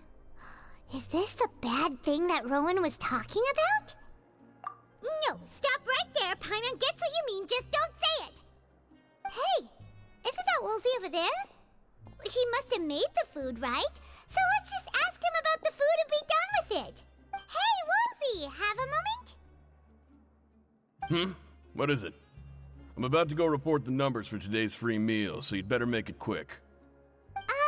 It's about the meat in our meals. Look, does it seem normal to you? The meat? Oh, that. Looks perfectly fine to me. Totally normal. You'd better hurry up and chow down. How could this be fine? Hey, don't leave! You barely even looked at it! Hey! What should we do now? Woolsey wouldn't even give us the time of day. Yeah, looks like we have no other choice. Paimon was positively famished a minute ago, but now she's lost her appetite.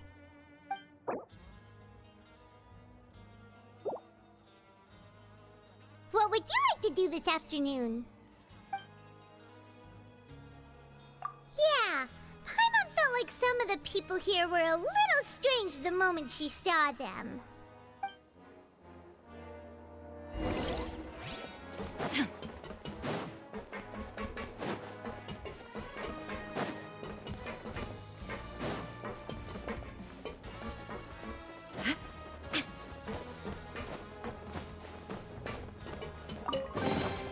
Take them. I have no need. Grab yourself a welfare meal.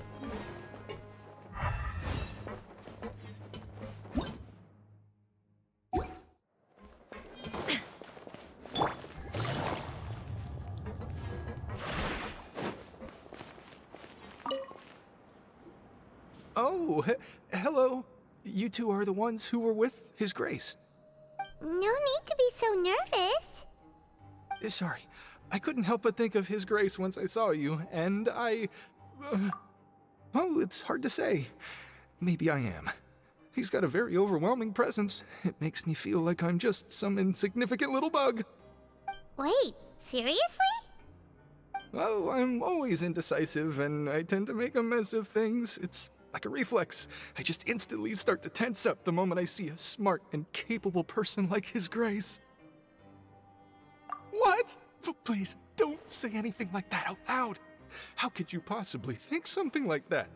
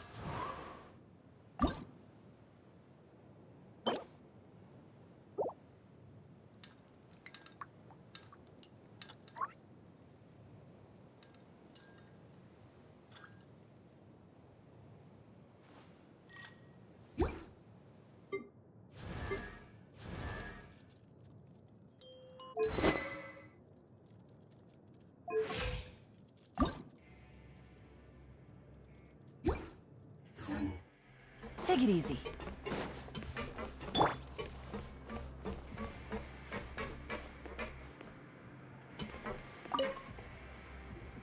Huh? Rowan? What are you doing here, Chief? I was injured a bit just now. Nothing major, I think I just pulled something. Little mishaps like this are unavoidable at work, you know? Huh. Paimon wouldn't have thought someone as experienced as the Chief would still get hurt on the job. Tch, I just knew you would say that. This is pretty embarrassing. Where's Siegeween when you need her anyway? The one time I need to make a quick trip to the infirmary. Oh, you mean she wasn't in the infirmary? Yeah. The rumors say that there's never anybody in the infirmary in the half hour before lunch, and nobody knows where Siegeween gets off to.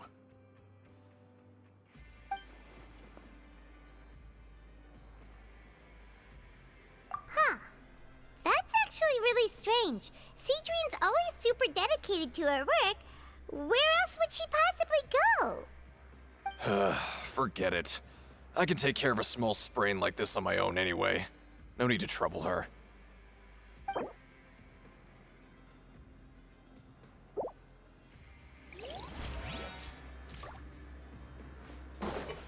More speed. Oh, wonderful. I was worried that you'd be busy trying to earn reward coupons all the time, but it seems like you haven't neglected your investigation work after all. Paimon likes having more coupons, but no one wants to work all the time. Have you also been investigating the area, Lynette? No, I was just slacking off, and you happened to catch me. My brother is still obsessed with anything remotely related to the Forbidden Zone. But knowing him, it won't be long before we get more leads. Oh, before I forget, this is for you. Huh? Credit coupons? Why are you giving us these? I've been here longer than you. Coupons aren't a resource in particularly short supply. What is in short supply are interesting people to talk with. Aw, that's so nice of you, Lynette. We'll be sure to make good use of these coupons then. Thanks a bunch!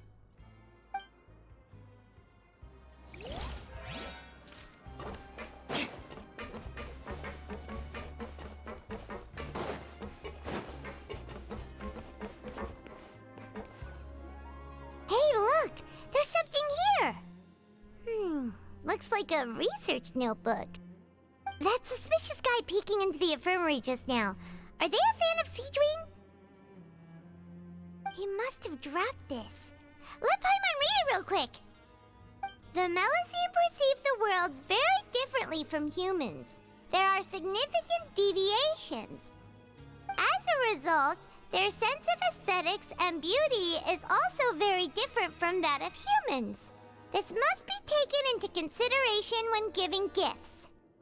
Ooh, this all sounds pretty serious. He sure did his homework. And as for the notebook, let's take it.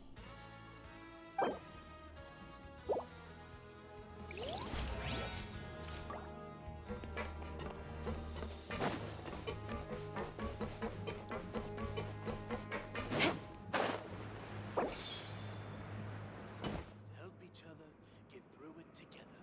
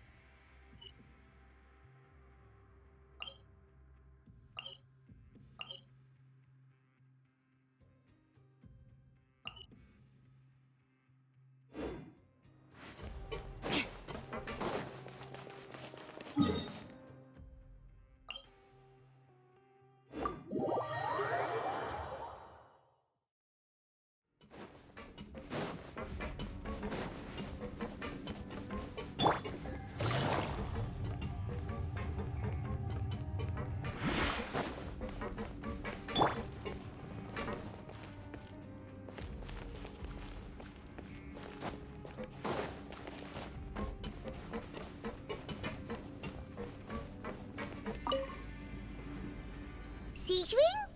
Aren't you supposed to be in the infirmary? What are you doing in the production zone? Hello, Traveler. Paimon. Everyone's usually busy around now, and we don't have any patients to look after in the infirmary. I thought I'd come here and enjoy the sight of everyone hard at work. Enjoy? What's there to enjoy here? It's really worth watching. I often stand here and observe everyone. Humans are just so interesting and adorable. I like to watch your expressions while you work. Are you talking about pets or people? Oh, I can see why you think that, but you shouldn't jump to conclusions. See, we Melazines are a different species, and we see the world very differently from humans. It's very easy for me to observe everyone's condition. All it takes is one look, and I can tell which workers are exhausted. Wait, Melazines can see that? Huh. That does sound useful for being a nurse. Yes, running around tending to everyone's health is very fulfilling.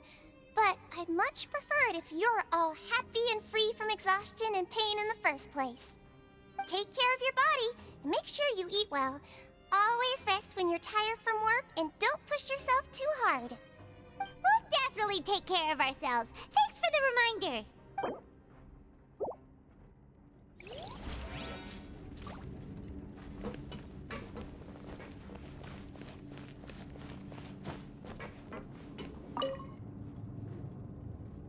Hey! It's the Traveler and Paimon! No need to tease me, okay? I won't trip on the same step twice. Listen, I feel ashamed about last time. Thank you for praising me in front of His Grace. Here are the extra credit coupons he gave me. I'd like you to have them. Huh? No, we couldn't take them. They're your reward after all. But when I was welcoming you, I didn't do anything but give you the stink eye. Come on, I insist. These coupons are nothing compared to getting the attention of His Grace. I won't take no for an answer.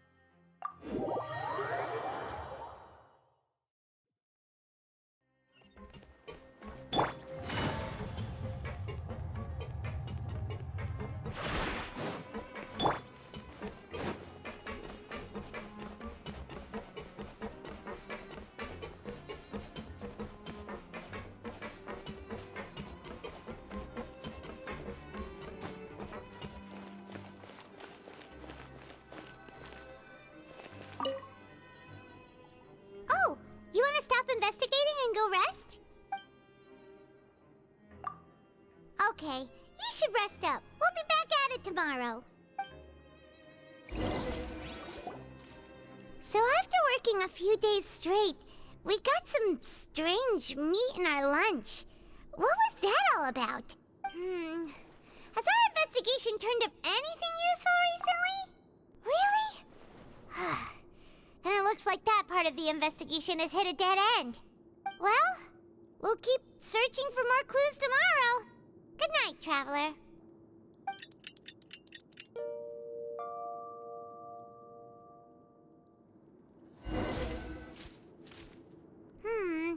Maybe we can make some progress in our investigation today. What do you have planned for us?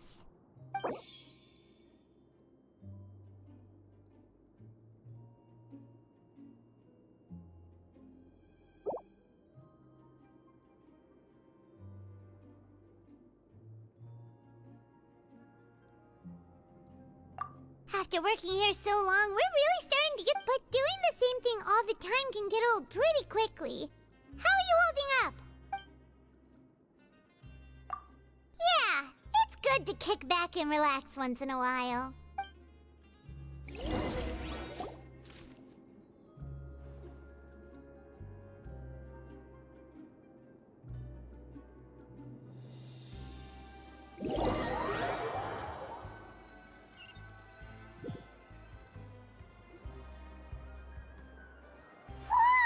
Isn't this the super lucky meal?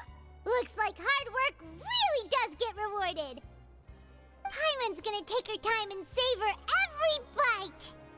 What would you like to do this afternoon? Knowing Child, he must have been there all the time.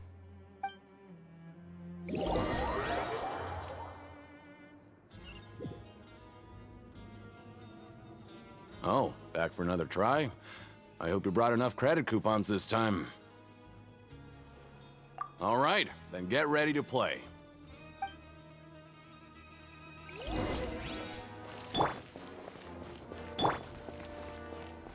Okay, do your best to hit the targets, just like Colin said.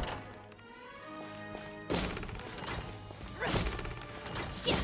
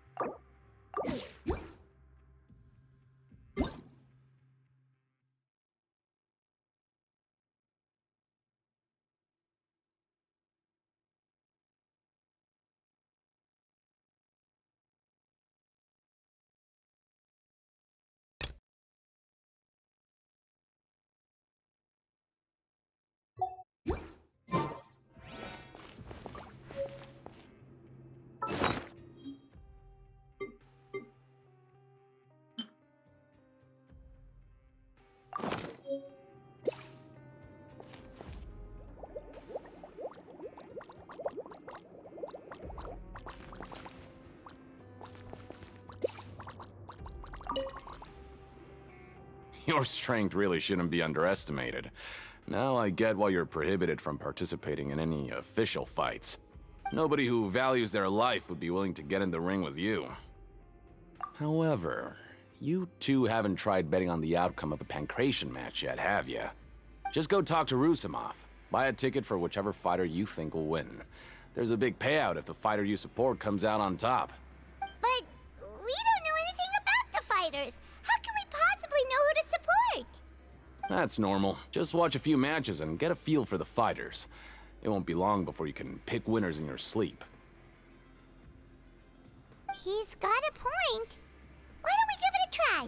If we have enough coupons, we could probably bet at random until we figure everything out. Bet at random, huh? Well, how should I put it? It's not like you can't do that, but I'd advise you to give it some more thought first. Huh? We shouldn't get too carried away. What's the problem? What? Never even picked a boxer before, and you already know about the rules? You're not just strong fighters. Seems you're pretty perceptive, too. Might as well tell you about it, since you already know that much. Plus, I think you've got the potential to be one of my greatest customers. I think I can let you in a bit. Besides, I don't want to risk ever losing a customer like you. Is it that serious? Okay. The hidden rule here is, if you buy both boxers' tickets and support them both, something bad will happen the next morning. So the rule is that we shouldn't pick both boxers in the same fight. But if anyone actually did that, wouldn't they be guaranteed to lose coupons? Who would do that anyway? And what do you mean by something bad will happen? How would I know? Not like I'm stupid enough to do that. But I've heard a story about the rule. According to the rumor, there was a masked boxer who possessed incredible skill and power. None of his opponents even stood a chance against him. However, in the final match, the organizers told him to take off his mask. He refused and never showed up to the fight. And after that, he was never seen again. Some say he died, or that he was taken care of by the event's organizers. But everyone remembers that he was someone who cherished honor above all else. In his eyes, supporting both boxers in a match would dishonor the competition itself. So you mean it's like a curse? He'll take vengeance on anyone who does that? No, he was always wearing a mask, like he was intentionally trying to hide his identity. I don't even know anything about his past. Traveler, do you think that boxer was... Huh? We will? You're not serious, are you? Look, here I was just trying to be nice and warn you, yet here you are trying to break it on purpose? Yeah, it sounds pretty scary to Paimon.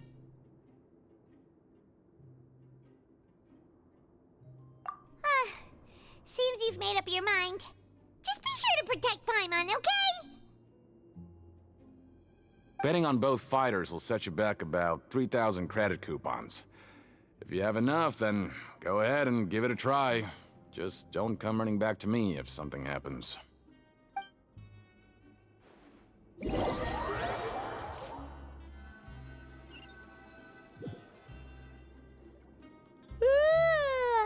woke up so early today that Paimon's been nodding off all afternoon. Good thing it's finally time for bed.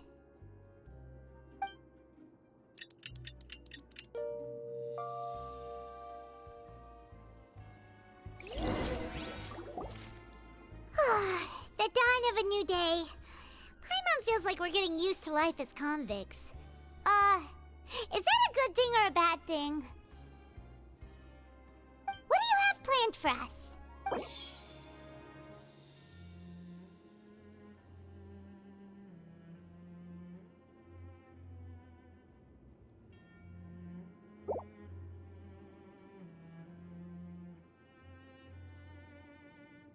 After working here so long, we're really starting to... But doing the same thing all the time... Yeah, it's good to kick back and...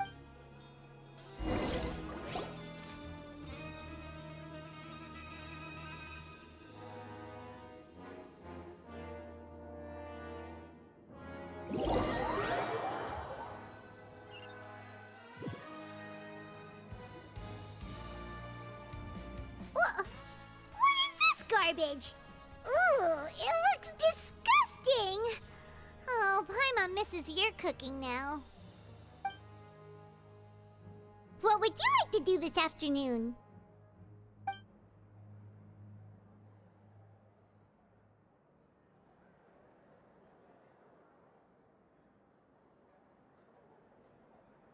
Maybe we'll be able to find some leads there.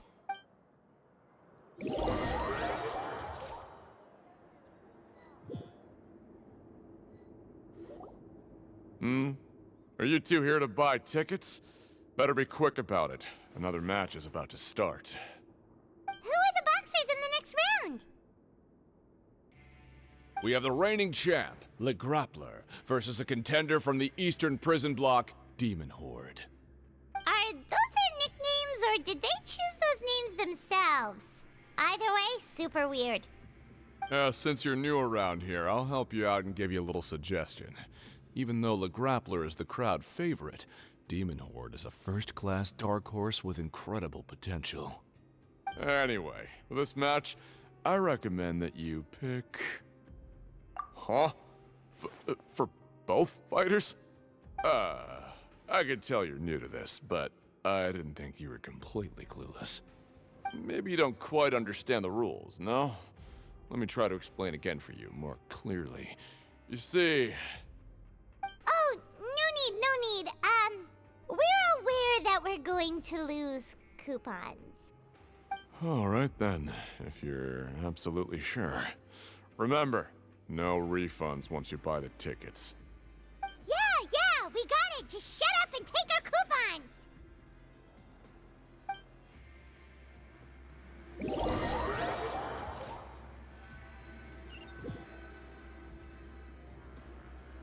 Seems we had a productive day.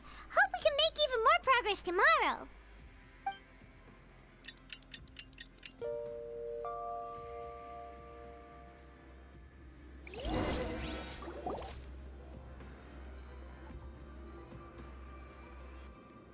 Hey, Traveler, Paimon.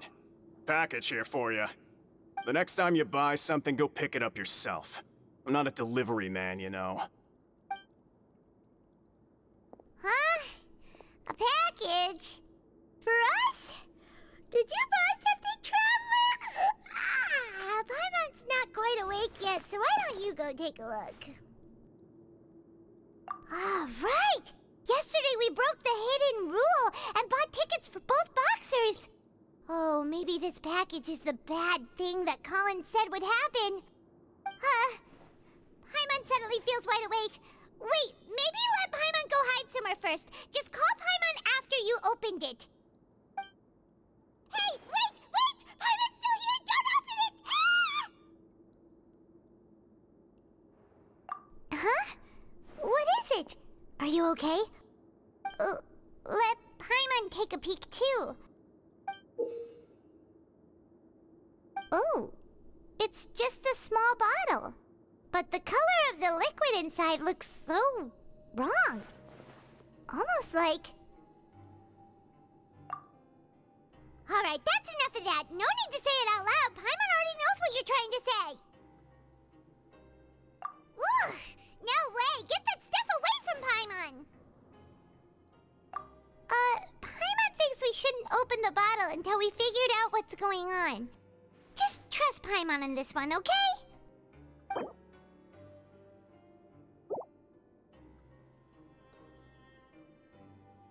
What do you have planned for us? Though it feels nice to slack off a little, less work means less coupons. Let's make the most of our morning.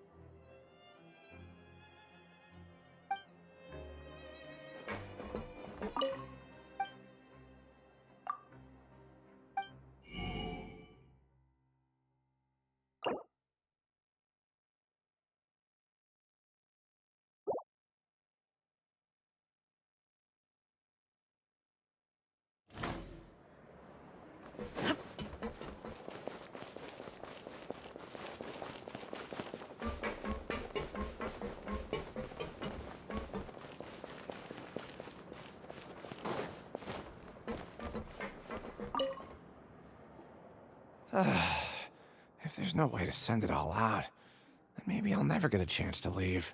Who are you? We've never seen you before, and you don't look like a fellow convict. I'm not! Of course I'm not. Please, don't mistake me for a criminal. I'm a good, law-abiding citizen. Then what are you doing here? You sure seem anxious about something. I'm a promoter for Fontico, and I'm usually responsible for promoting our drink products. I thought I could complete my task here quickly and return to headquarters, but I've been here way longer than I anticipated. Oh, a promoter from Fontico? So what kind of problem did you run into? I'm so upset. It's all because of that Duke. After discussing the company's promotional plans with him, he told me outright that my project was worthless. However, in light of our long history of successful collaboration, I still tried to patiently explain the details. However, to my surprise, he just cut me off while I was speaking. Let me take a moment and recall his exact words. I'm just gonna stop you there and say no. If anything, I'm saving you time. It seems you don't fully understand the value of credit coupons here, nor do you understand the value of your own products. The former is because you are from the overworld. That's understandable, and I don't blame you for that. But as for the latter, only someone monumentally stupid, so breathtakingly stupid, that they were completely ignorant of the value of credit coupons, despite living in the underworld, would ever possibly consider buying your drink. Let's just forget it. Anyway, that's how he rejected my proposal and asked me to come up with another solution with the condition that it doesn't cause any trouble for him. Can you believe that guy? Well, he is the head honcho here. Not much you can do about that. We met him too and could tell that he's the kind of guy that's hard to pin down. Fine, fine. I know I should just let it go. I'm on his turf after all. His house, his rules.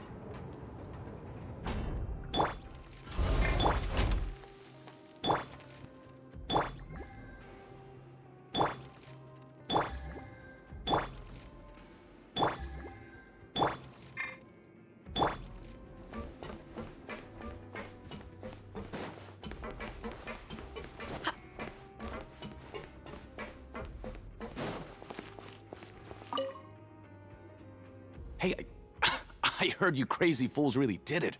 You bought tickets to support both fighters, didn't ya? Well, did anything happen? Well, the next day we received a mysterious package, but we still haven't made any sense of the contents. So it is real. You didn't become cursed or anything like that, did ya? Are you both still okay? Wait, are you sure that it's still you controlling your bodies right now? Paimon's not sure. What do you think, Traveler? Is Paimon still Paimon? Oh, okay. Well, that's good. Yeah, you two don't seem to have changed at all. But I wouldn't let your guard down just yet. Still, I didn't expect you would actually do it. You'd actually throw away coupons like that just to satisfy your curiosity? Even if we bought tickets like everybody else, it's not like we could hope to earn any coupons. When it comes to things like this, it's always the organizer who makes the real profits. Hey, just what are you trying to imply? The Pancration Ring is an honest business, and we really don't make much from selling tickets. We make so little that even the current tournaments can only be held thanks to funding from the producer of Fanta.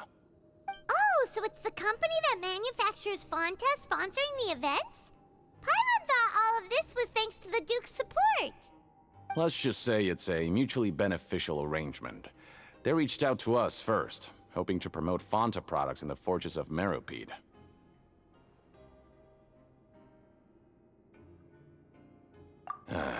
Anyway, you try and take extra good care of yourselves these next few days, you hear?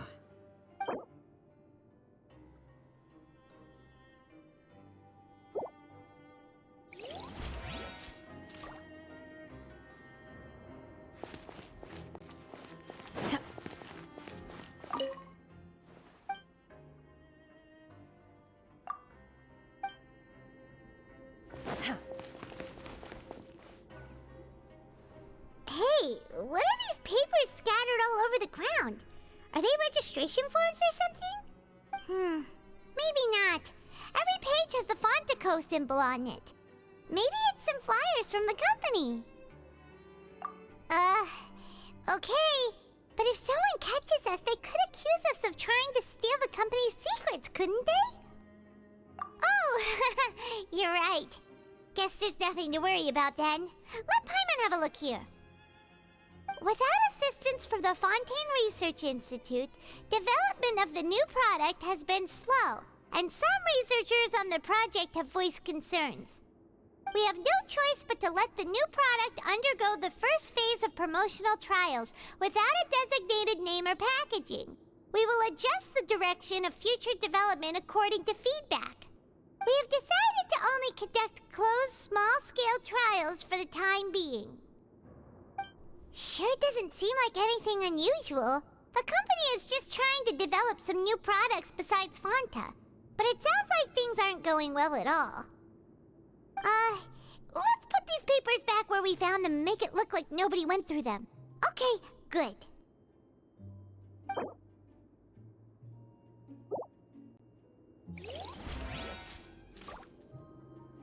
Time to show me what you got.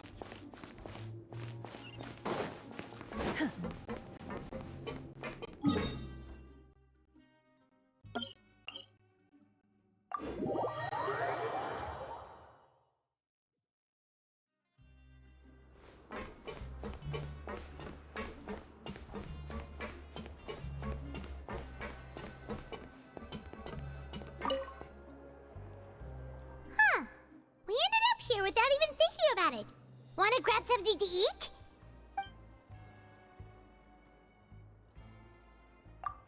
Alright, but remember that we bought this time with coupons, so let's make better use of it next time.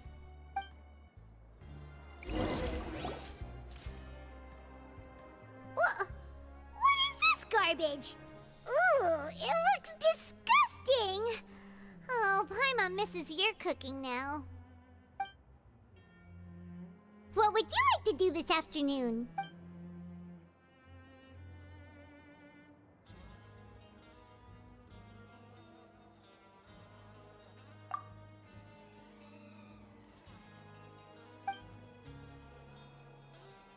After working here so long, we're really but doing the same thing all...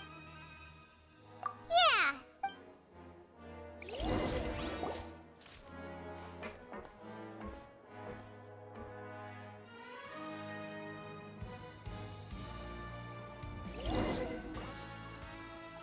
A mysterious box?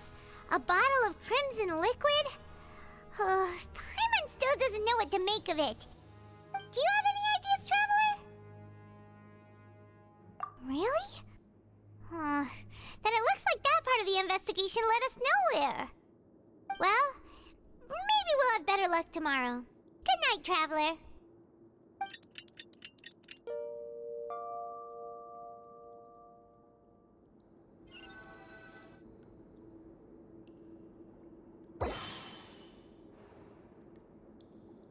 Okay, so we've investigated 2 of the hidden rules. Paimon didn't think this prison would have so many weird things going on. We'd better pick up the pace with our investigation, otherwise we'll never get anywhere. Yeah, let's skip work for now and put our time to good use.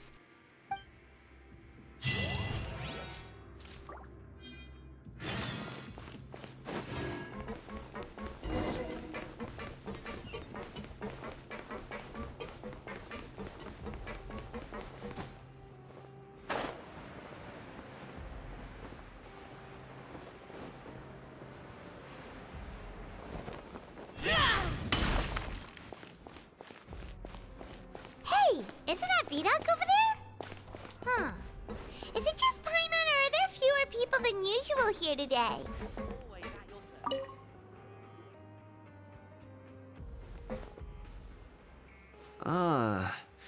Seeing you at this time must mean you've already saved up a lot of credit coupons. Or at least enough to skip work. Seems you're getting into the swing of things around here. Impressive. Very impressive. So, now can you tell us about the hidden rules you know? If that's what you want to know, I guess you couldn't have come at a better time. Huh? What do you mean it's a good time? Leonid and those other pesky broke urchins have all gone to work in the production zone. I wouldn't want them listening in without paying up. We get it! Just tell us already! So, you know those pipes that make strange sounds? Don't ever, ever go near them at night. Even if you manage to avoid the guards, you might find something even more terrible there. Something even more terrible? Like what? A group of cannibals. Cannibals? In the Fortress of Meripede? Every month, they meet a few times in the dead of night. Rumor has it they might be connected to the people that have disappeared here. But what's even scarier is that they have a special proclivity. Since they have no way to dispose of the leftover remains, they have ways to transform them into other forms and keep them in the fortress forever. Paimon might already know what you mean by other forms. So that's what's going on here. You two look pretty skeptical. No matter, learning the truth behind dark secrets isn't necessarily a good thing. I've got things to do too. I suggest you just act like I never told you anything. Traveler, can we just trust him on this one? Oh, Paimon doesn't want her blood and flesh entombed here for all eternity? Oh, so that's how you see the situation. Huh. You know, Paimon does feel a little better about it now. When will all the secrets end?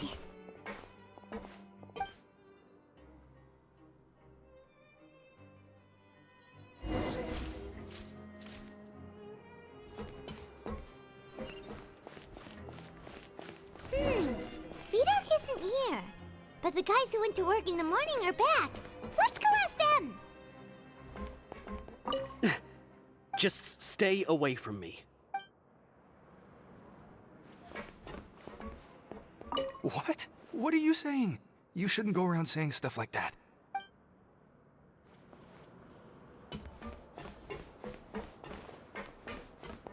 What are you talking about?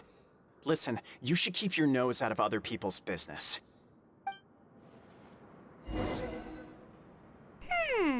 Their attitude sure is suspicious. Like they're trying to avoid us. But if they're being so obvious about acting weirdly, do you think they might just be trying to lure us in? Oh, this is all getting way too creepy for Paimon. So you mean we still need to investigate some more? Okay, if you say so.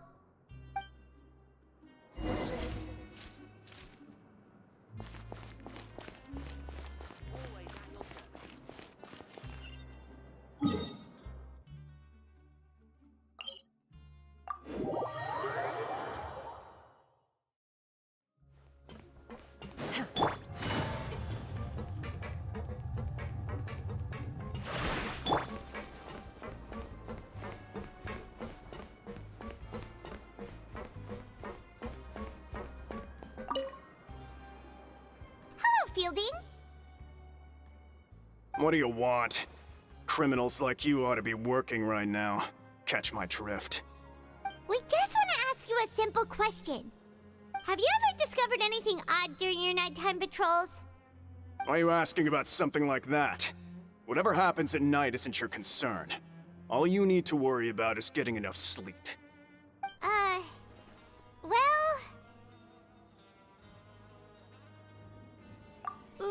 right! We've heard it happens a few times every month. Paimon has sensitive ears, so it makes it hard to sleep. Really? I see. But it's not like I'm on duty every night. And now that you mention it, I recall my colleagues talking about something like that before. They say that strange things tend to happen at night on pipe cleaning days. Lots of us don't willingly take those shifts. So, what happens at night on pipe cleaning days? They just conduct regular cleaning of the fortress's drainage facilities. There are 3 pipe cleaning days per month, and it just so happens that today is one of the scheduled days. You can try to confirm the sounds tonight if you want, and if they're real, then I can report the issue to my superiors for you. Oh, okay. Then we'll keep both ears out tonight. If that's all, then I'll be leaving now. I advise you not to try anything funny, though. Even if I'm not on duty tonight, someone will still be watching you. Don't worry, we don't want any time added to our sentences. Oh, he left. So what do you think about the pipe cleaning days he mentioned?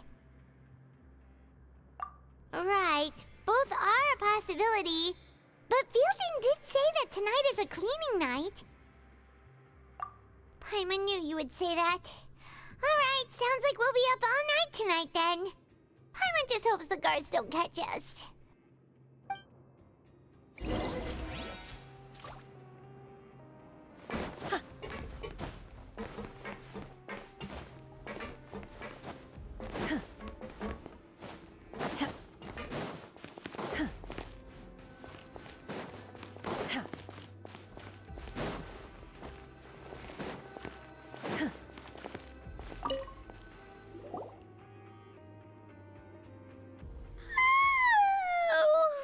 I'm so tired. But we can't sleep yet. They'll be cleaning the pipes tonight, so it's the perfect chance for us to investigate. Whatever. Just be sure to wake Paimon if she dozes off. Paimon's worried something might happen if you go alone. Huh? Traveler? Did you fall asleep already?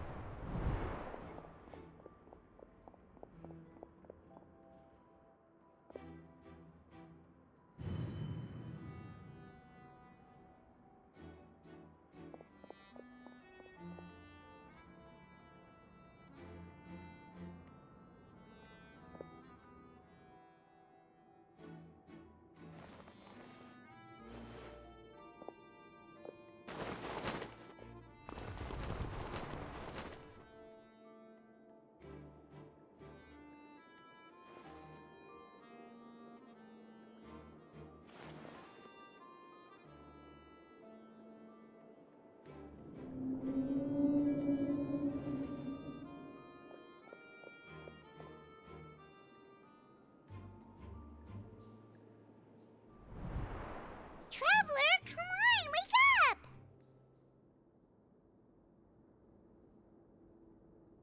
Oh, it looks like you were just peacefully sleeping to Paimon. Well, what did you see this time? Really? So we're finally starting to figure out what actually happened! But what about the cannibals? How do you explain them? Okay, well it's about time for us to get moving. Just be careful to avoid the patrolling guards.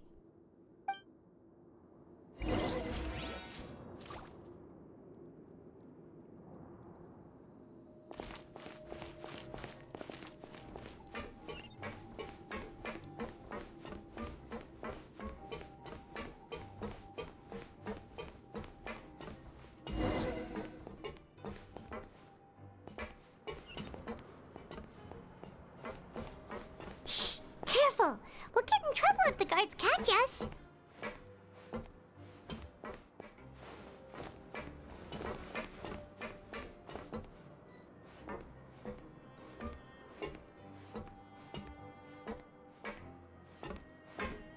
Uh-oh!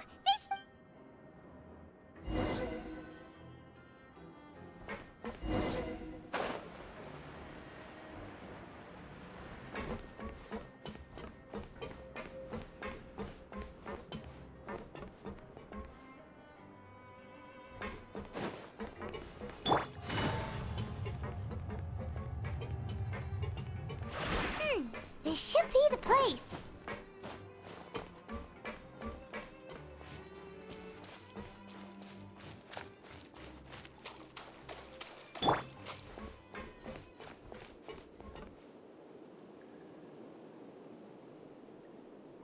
I know you. You were the ones we saw. Huh. You've got guts showing up here. You know who we are, right? You'd better leave now. Ain't nobody coming here to save you. What'd you say? Yeah, so what if they were? If you push us, we can make those rumors a reality at any time. Hey, what's the point of all those rumors anyway? What exactly are you trying to do? I don't have to tell you anything. If you turn around, go back to the dormitories and act like you never saw anything, then I'll pretend that you never showed up here. Yeah, scram. Nothing worth seeing here. Huh? What did you say? Isn't that exactly what Boss said when he left? Hey, do you know our boss? Whoa. We had no idea our boss was such a big deal. He always kept his identity a secret. So, did he have you come here to find us? Oh, so you're Child's crew here? Seems like he had no problem fitting in. We're the only ones who heard him say those words when he left that night. So unless he somehow told you those exact same words after that... All right. I guess that's proof enough for me. I believe you. Wow, those dreams of yours sure come in handy. We gave him the business for a while and would always give him a hard time when he first came to the fortress of Meripede. But here in the fortress, the strong will always earn respect. He was working the longest hours and racking up wins in the Pancration Ring. You could always see how amazing he was, even when he was teaching us a lesson. So eventually, we all decided to follow him. But one day, he suddenly told us that he had to find a way to escape this place, no matter the cost. He said it was because he heard that call again. And as his crew, if the boss wants something, then it's our job to get it done. So, we got to work, and used the hidden rules that were here to make up and spread the rumor about the cannibal rule. We just wanted to give him a better chance of escaping on a night after the pipes had been cleaned. Oh, thanks to your rumor, nobody would want to come anywhere near here, prisoner or guard. Wow, it sure is easy to exploit people's fear of the unknown. But hasn't Child already escaped? Why are you all still coming here after pipe cleaning day? Because as far as we know, the pipe he went into isn't actually an exit. It should be a dead end. It leads to an abandoned factory area, and even if there were a way to escape from there into the sea, we're still way too deep. No one could ever reach the surface alive. But Boss still insisted on going in. It's like he was obsessed about it. So we told him that we'd pretend as if he never existed while he was gone. And that if he wanted to come back, he should wait for nighttime on a pipe cleaning day. That way, we could meet him here and help cover the whole thing up. So you come and wait here through the night a few times a month just because of that promise? Yeah, but it's been so long now. We already know in our hearts that he must have managed to escape somehow. Is it also possible that something unfortunate happened to him? Nothing could ever defeat Boss or slow him down. It's one thing we know for sure. Okay. Paimon was just brainstorming possibilities. All right. Keep quiet and follow us.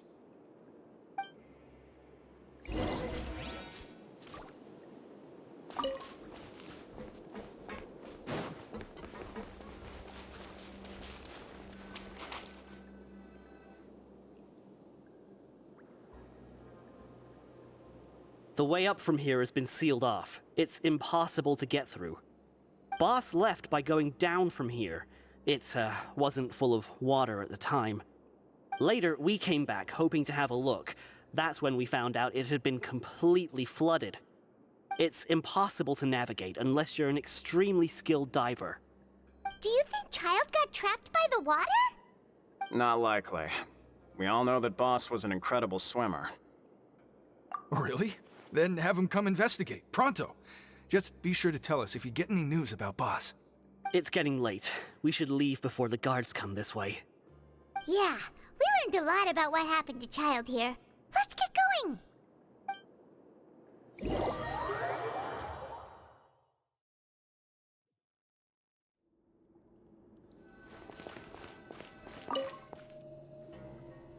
Whew. We finally learned some key information. Seems all of our investigative work has finally started to pay off. When you said you knew a diver, you were talking about Fremine, right? If we ask Linny, he'll definitely have Fremine help us. Ugh. Why is Child like this? What was he doing going into the pipes? Not making our jobs easier, that's for sure. Fortunately, though, it seems like it's only a matter of time now before we find out what really happened. Now that we can finally relax, I'm starting to feel super sleepy.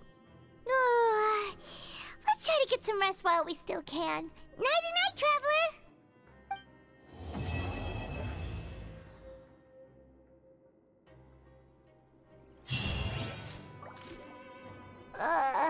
It's morning already? Oh, Paimon still needs more sleep. Huh? Wait, look over there! Isn't that... It's one of Linny's cards! Let Paimon see what's written on it! Maybe you haven't heard, but today is the monthly free day. Everyone has the day off today, which makes it the perfect time to do some investigating. It's been a while since we last talked. Have you been making any progress lately? Let's meet at our usual spot in the factory area before lunchtime. I have new information. Ooh, today's our lucky day. We have the day off. From the sound of it, Lenny's been making progress with his investigation. Wonder what he's discovered. We still have some time before we meet up. Let's talk with the people here for a bit more before we go.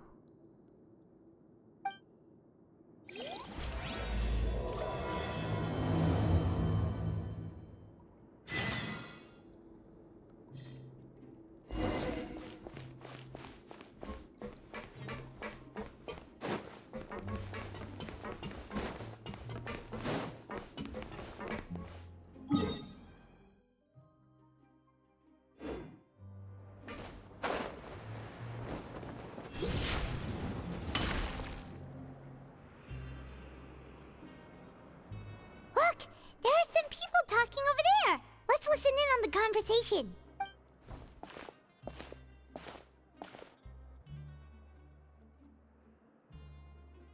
If you ask me, those pompous parasites on the surface act like they're all a bunch of aristocrats.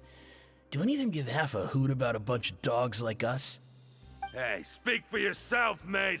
I'm no dog. Oh, you think you're special or something? If you're here, then you're just a convict like the rest of us. I've heard that even if you're released after serving your sentence, going back to life on the surface ain't any better. Once a criminal, always a criminal. We're marked for life. I don't buy that. Hey, how cool would it be if the whole world was destroyed by a giant flood and everyone had to start over from nothing? What kind of filthy bilgewater are you spewing? I have family up there. You best shut your sewer hole with talk like that. Listen, things ain't so great on the surface, but who says that you have to leave? I've heard that you can still stay here and work even after you've served your sentence. Not bad if you ask me. Who wants to live in the ruddy overworld anyway? And what makes you think they want to hire someone like you? It's one of the great mysteries of the universe, how someone as useless as you is so confident. Whoa. Sounds like they're really unhappy about the overworld. Speaking of which, Paimon never heard anyone use the words overworld or underworld when we were living up there. Is it only something the inmates down here say? That's true.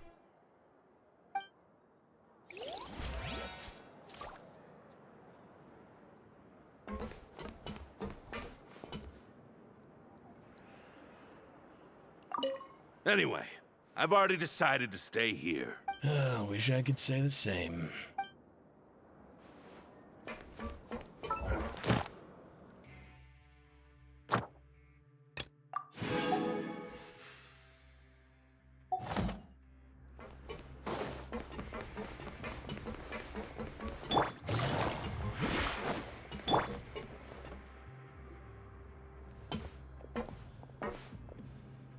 there's a group of people over there. Let's go listen in. So I said, that's not a faucet. Hey, who are you two? Why'd you come over all of a sudden? Oh, sorry for eavesdropping. Sounds like you were talking about something private. What's the matter? They're just looking to join in on our fun, that's all. Hey, don't pretend like it's okay for them to just interrupt us like that. Yeah, fine. You're lucky we don't mind extroverts that much. You hear that, Quisto? What nice! Your expressions tell me you're looking to hear some juicy info, am I right? But before that, it just so happens that I know you two. Really? Are we that famous? You're kidding. How often does anyone get a personal tour led by His Grace himself? Practically everyone was talking about it. Word has it that you also caused quite the kerfuffle. A little mistake, huh? I like the way you put it. You see, people with a good attitude can join our group anytime, unlike some of the others here. Your group? I'm Quisto, and this is Lavaroon. People usually call us the Bombshell Bros, but don't worry, we're not playing with bombs or anything. It's just that our information is always so explosive, and we blow minds on the regular. So, you two really like to gossip? Whew, you sure know how to embellish. No, you don't get it. Knowing intelligence will make things better for you here. For example, knowing who's working with whom, who has the latest rumors, who's not getting along. Wouldn't you like to know all that?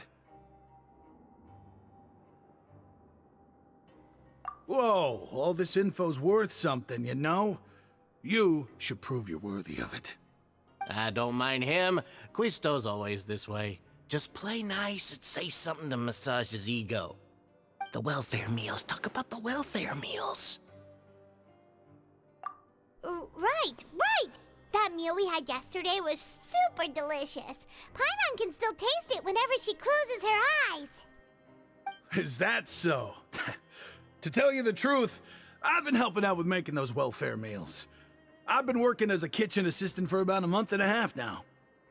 Oh, so you're the one who made those delicious steaks. Amazing. You could be a professional chef. You are correct. I am a true professional. In fact, I even went to culinary school. But enough about that. Since you like my cooking, I guess that means we share similar tastes. Listen carefully. This little bombshell will help you learn what's really going on here in the fortress.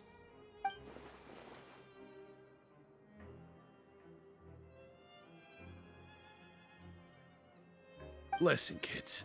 The power structure within the fortress is quite complicated. The overworlders couldn't care less about us down here. We're basically dogs to them. You've already met the one person here you should never cross, the Duke, Risley. He knows more than you think. And if he doesn't care about something, then he often doesn't bother dealing with it. Those who have the Duke's attention get all kinds of special perks, even better treatment in the infirmary. I know who you mean. It's that Jurier character, right? I don't think there's anything useful about him at all. Why does he visit the infirmary practically every day? Is it normal for anyone to be going in and out of there so often? If you ask me, he's just faking it to get out of work. But did you know that Jurier was a talented researcher from the Fontaine Research Institute before he came here? There's no denying that. I don't care if he was a researcher that could turn dirt into Mora. Once you're in the fortress of Meripede, you're just another inmate like everybody else.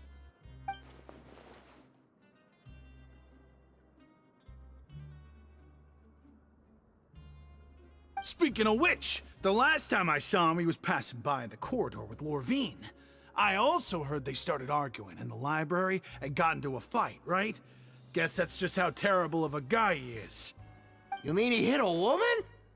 Wow, I never imagined he was that bad. But that Lorvine's also quite the odd one, you know? She's always gabbing away, got into a fight with a man, and she also got sent to the infirmary. Come to think of it, I always see her going to the sick bay every couple of days, too. Huh. Wait a second. You don't think? Do you think could it be that they're secretly meeting there to go on dates? But it's really hard to imagine. After all, I do remember seeing Lorvine beat Jerry to a pulp that one time. And we might be overthinking things.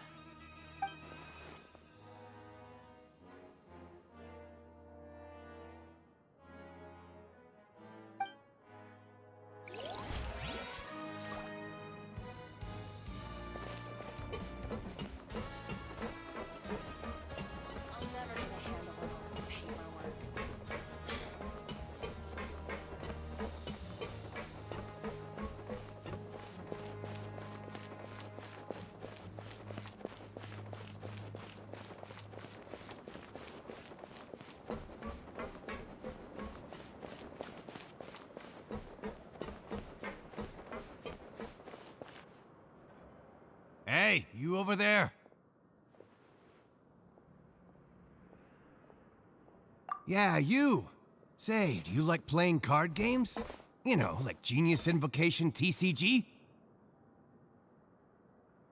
You TCG players are like mint in the wild, literally sprouting up everywhere. Hey, come on now. What's wrong with finding fellow Invocation aficionados? Anyway, care to join me for a game? All right. No pressure. But why would you be looking for people to play Genius Invocation in a place like this? Don't people usually come here to fight? Whether you're throwing down cards or throwing punches, it's all a competition, isn't it? It's all the same in my eyes. There are lots of card players here in the fortress. When I saw you, I immediately thought, hey, even outsiders from other nations play cards. So I came over to say hi. Sure. Great! Since you've been here longer than us, you need to flex your seniority a little bit, right? Maybe you could start by telling us newcomers some stories about this place. I thought you would have already heard everything by now. All right, then. Did you have anything specific in mind? Or do you want me to just pick a topic? Why don't you pick? We'll let you know if we've heard it already. All right. Have you heard any strange rumors since you've arrived? Ben, did you know that there are some people who are always gossiping over in the corner? Yeah, so you've already met those two. They're quite a pair. They always keep an eye out for the latest happenings and gossip about everything. I've never seen anyone with more time on their hands. I heard that they used to be a chef and a bartender before they were sent down here. You know how bartenders are, always chatting with customers. And chefs love to pass the time just hanging out when they're not cooking. Good to know. Do you have anything else to tell us? Let me think. Sounds like you want to hear something a little more tantalizing. Oh, did you know that the Duke was also a convict in the fortress of Meripede before? Huh? Wait, are you serious? That's right. The Duke was an inmate just like you and me. Seems he was exiled here for committing some crime. Who knows how he ended up rising up to become the warden, though. To go from an ordinary inmate to becoming the manager of the whole place? I'm not gonna lie, I kinda respect that. A forbidden zone? Sounds like something that someone just made up. I've never heard of that.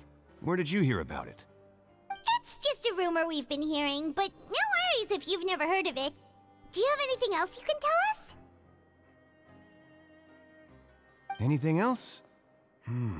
Not that I can think of, but I'll be sure to tell you anything interesting I hear next time. You'll have to play a game of Genius Invocation with me first, though. Okay, we've talked to just about everyone, and it's about time for us to go meet Linny. According to the card he left us, we should go meet him in the production zone.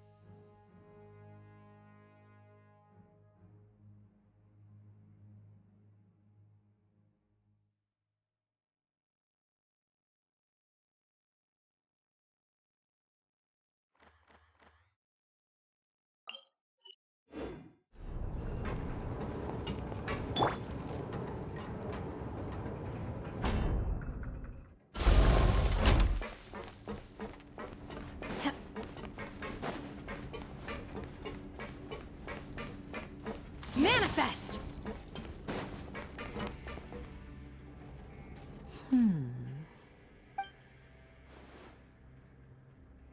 Huh?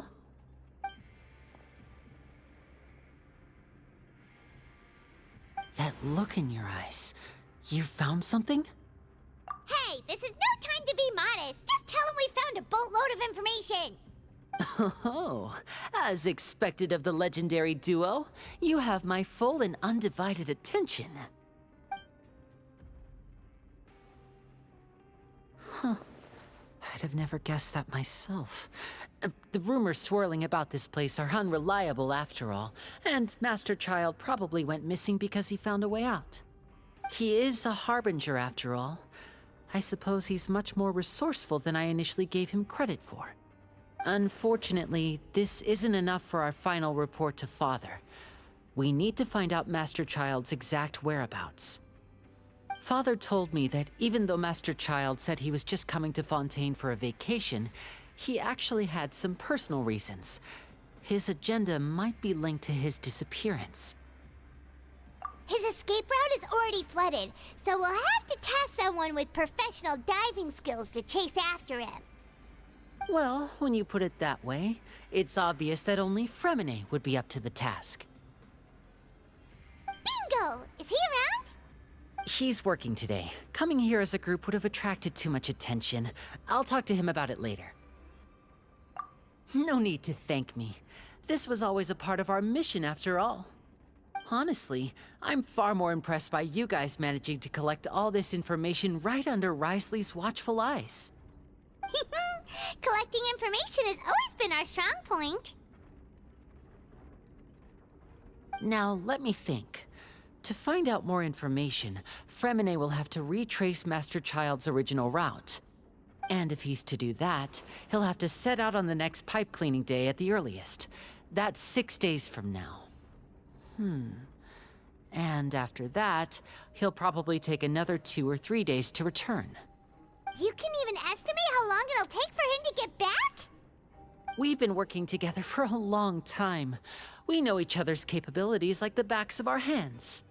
Traveler, what say you to meeting here 9 days from now? We'll be able to pick up Fremine while we're at it, too. Oh, and there's just one last thing we'd like your help with. Though we can just sit back and wait for Fremine's report on Master Child's whereabouts, we still need to make more progress on the investigation of the Forbidden Zone. Fremine's no master of disguise. Lynette's still working on getting intel from the other areas, and I'll need to spend some time helping Fremine prepare for his diving mission. So, you are the only ones we can count on. What do you want us to do? Will it be hard? Well, I won't call it easy per se, but I think you'll be able to pull it off. Listen carefully. You'll need to find an excuse to get into the infirmary and investigate the room and environs.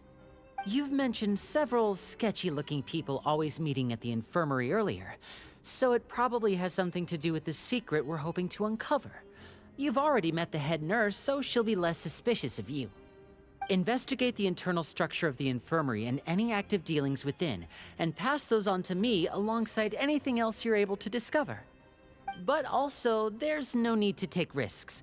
Don't forget, safety always comes first.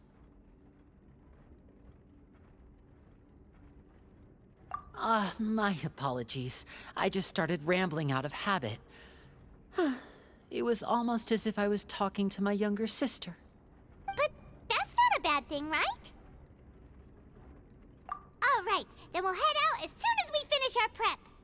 Let's go our separate ways for now, then. Don't forget, we meet here again in 9 days. Stay safe.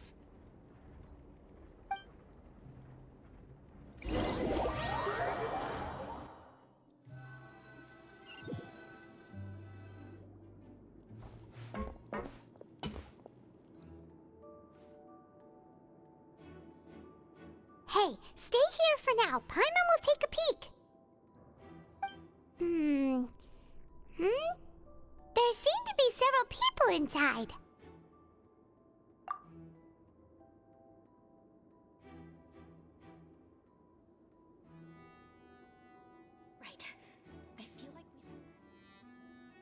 It's not impossible,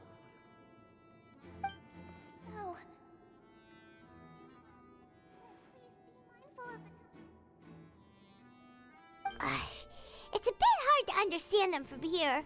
So, why don't we just try to talk to them in person? Let's go as soon as you're ready.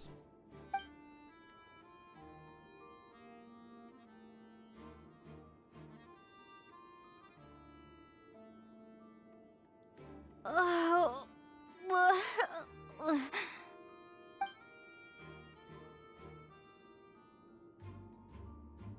Someone, please help! She's sick!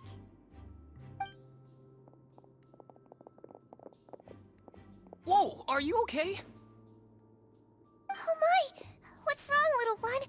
There's no need to panic. Take a deep breath before you begin. The traveler started complaining of a stomachache, and then nausea, and then collapsed onto the ground. Paimon doesn't know what to do! Freezing limbs, twitching fingers, and pale complexion? Could it be poison? Let me take a look. Please, lie down over here. Don't worry, I'll get you to the bed safely. Here, hold on to my shoulder and walk slowly.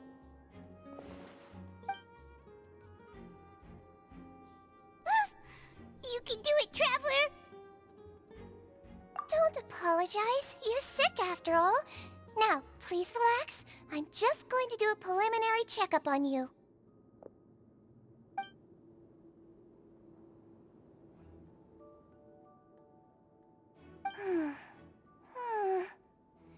I see now. My checkup has confirmed that she's not in any mortal danger. That's our worst fear out of the way. Eh? Oh, that's good. But... I'll continue my diagnosis of the patient now. Please, relax and take a deep breath.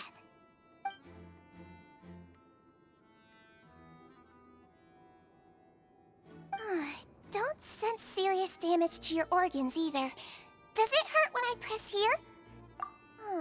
And here? Huh? But based on my initial checkup, there shouldn't be a problem here. How strange.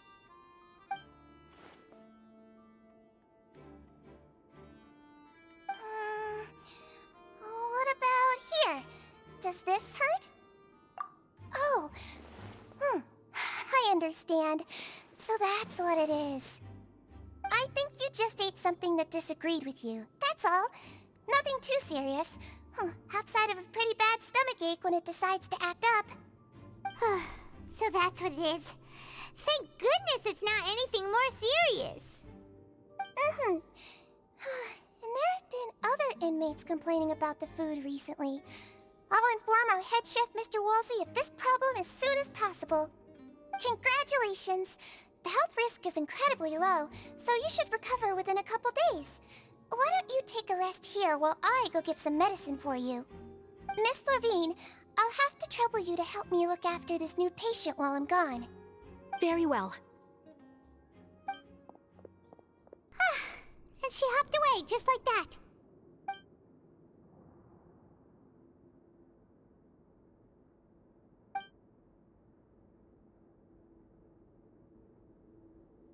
Hello. So how are you feeling now?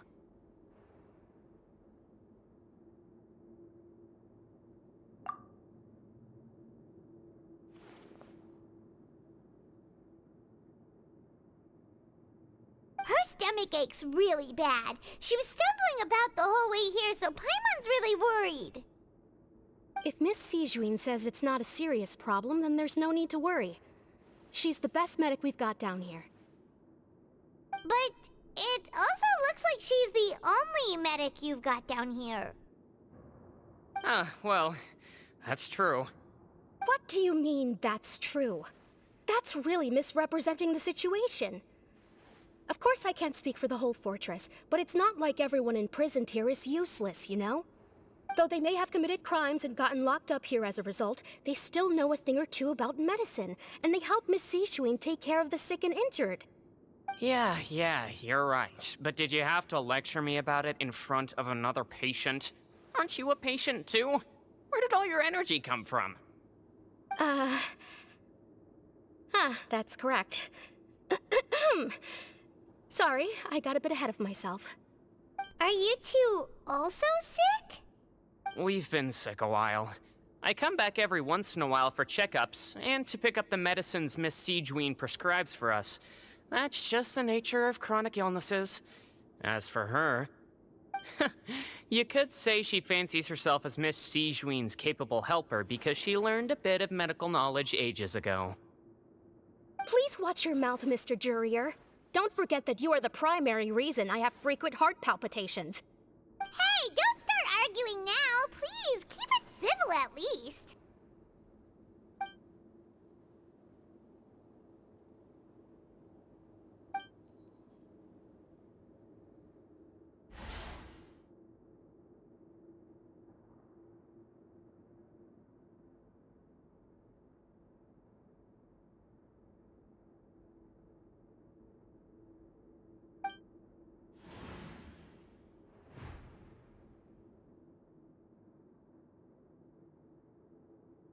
Hey! There's no need to fight! Everyone will be released someday, so there's no need to argue over silly things like this! But... Release. It's way too early for us to even think about that. And who the heck knows if we'd even be able to continue our previous lives?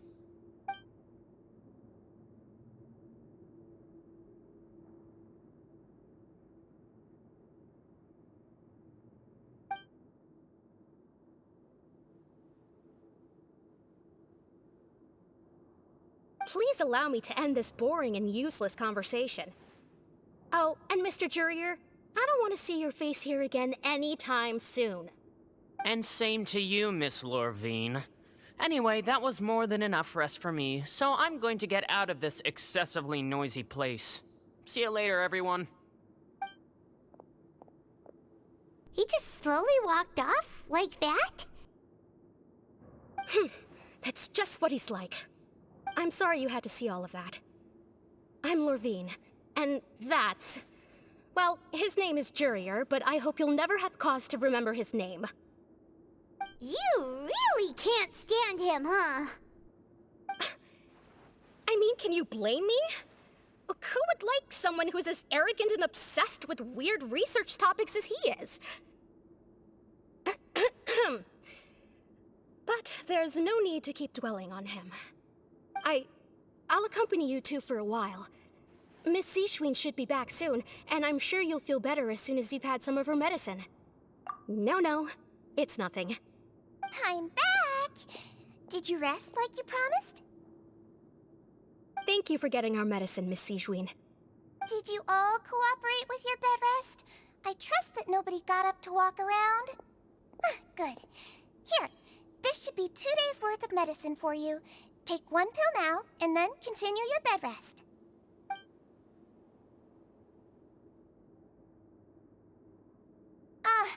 Miss Lorvine, I left in a bit of a hurry just now.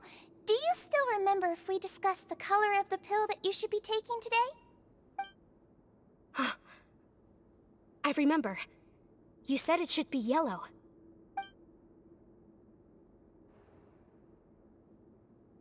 Yellow, huh? I understand. These are yours. Please, make sure to go to bed early after taking them tonight. You'll benefit from a good night's sleep. All right, then I'll also be on my way now. I hope you feel better soon, too. See ya! I'm going to fill out your medical record now. You're widely known as the Traveler, right? I just want to double-check a few details, if that's all right with you. Those two made quite the commotion just now, so why don't we let the Traveler rest? Paimon can answer the questions instead. So her primary symptoms are abdominal pain, with secondary symptoms of nausea. Is there anything else? That's it. All right then. Is there anything we should know besides to take the meds? No, her base constitution is quite good, so I'm sure she'll recover quite quickly after taking the medicine. Please, make sure to stick to bland or less stimulating foods, and don't stay up too late at night. Got it! Paimon will hold the Traveler to that for sure.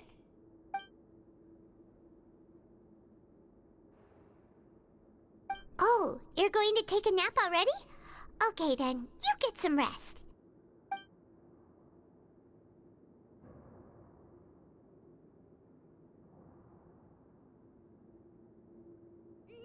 We've been to lots of places together.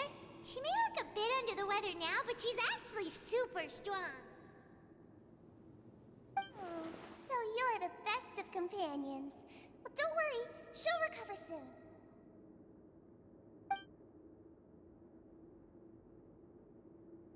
Ah, you're awake. How do you feel? You slept for a really long time, but we never left. Well, now you can go back without a worry in the world. Remember to take your meds regularly, and remember bland foods. Mm-hmm. Thank you, Miss Siegeween.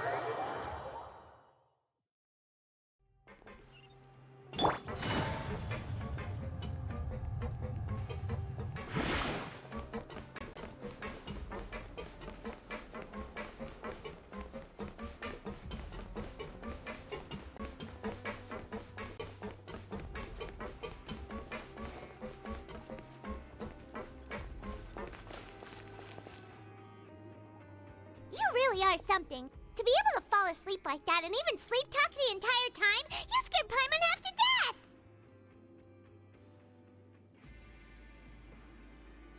No, but you kept mumbling things along the lines of, Pyron, go take my grilled fish and put down the Adeptus Temptation now! Paimon talked with Siegeween the entire time you were asleep. She seems like she's just a sincere nurse, and Paimon didn't notice anything unusual in the room. Are you sure we're not going off track with the infirmary?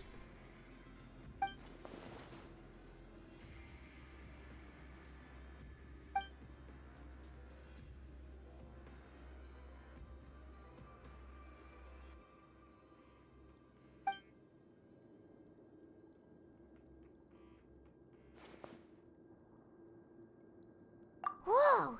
You really are super thorough. All those tiny little suspicious things that Paimon didn't even pick up on. We've got to give the info to Linny.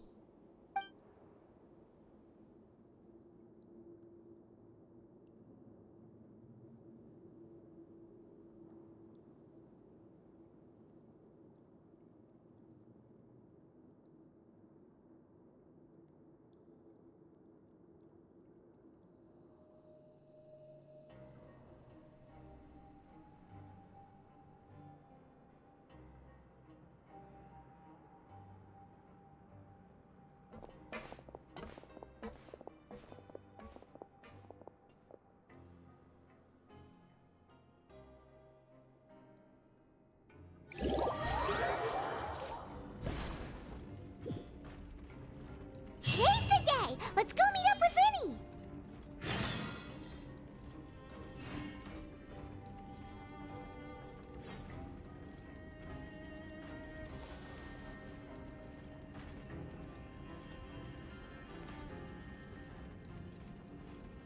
Learn the safety rules by heart. Wait, what was the second part?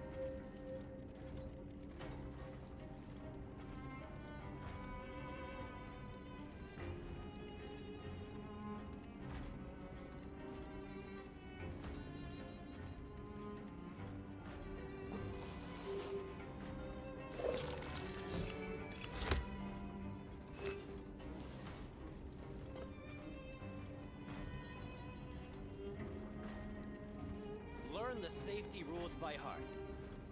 Wait, what was the second part?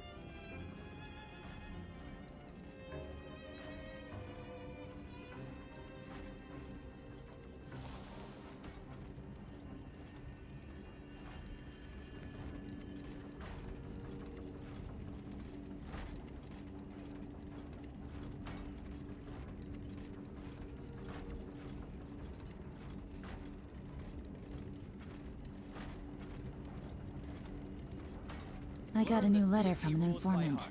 Looks like the situation has changed again.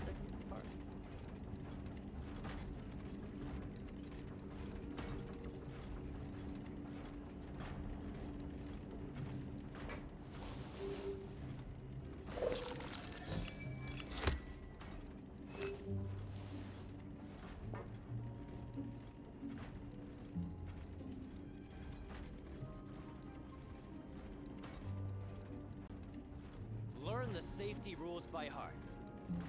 Wait, what was the second part?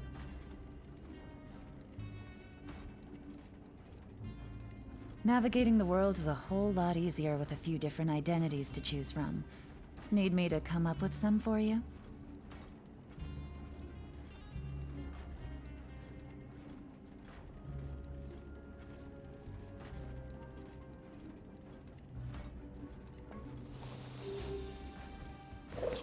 Learn the safety rules by heart. Wait, what was the second part?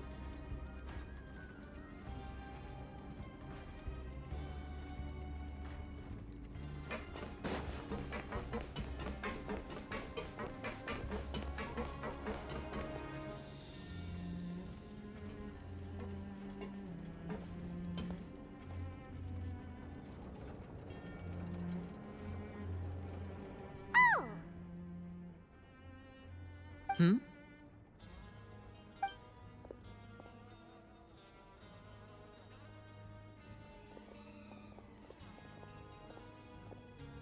Did you two run into any trouble over the past few days? No, we just worked our shifts according to the schedule. Nothing weird happened. That's good.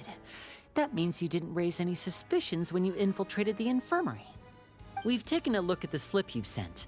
Fremine successfully left the grounds via the pipes 2 days ago, and as of last night, Lynette has also infiltrated the infirmary after faking an illness. Wait, why is she getting involved as well?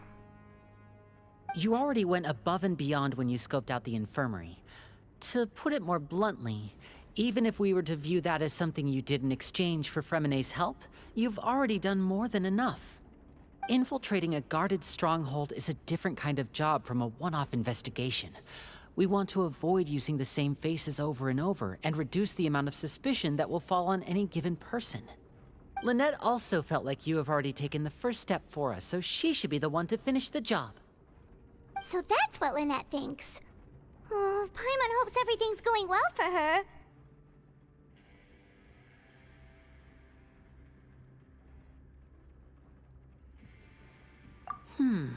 Perhaps that's true. You're both very good people, and we've come to appreciate that more than anyone else. Unfortunately, there's still one thing that could get between us, lest you've forgotten. The matter of our respective loyalties. You've mentioned before that you've had some run-ins with the Fatui. I can understand that feeling, so I assume you're just helping us out of the kindness of your hearts? Well, everyone could use some more friends. We'll be counting on you to help us in the future, too. Since I see you as friends, then it's even more important for us to protect you from any peril. Fremine and Lynette feel the same way. Glad to hear it. Then, let's go check on Lynette before Fremine returns. If everything went well, then she should be wrapping up her investigation right about now. Is now really a good time to go over? According to my observations, Sijuin always spends around half an hour away from the infirmary right before lunch. Lynette knows this as well, so this should be a good time to meet up with her.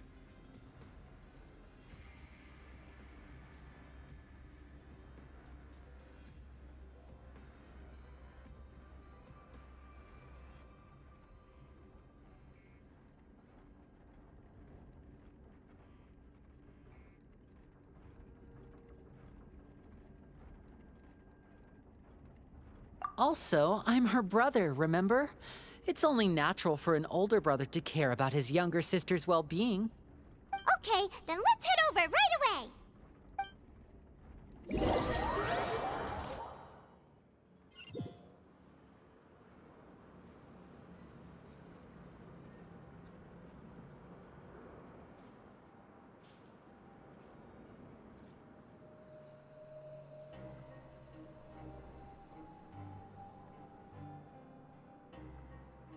I got a new letter from an informant. Looks like the situation has changed again.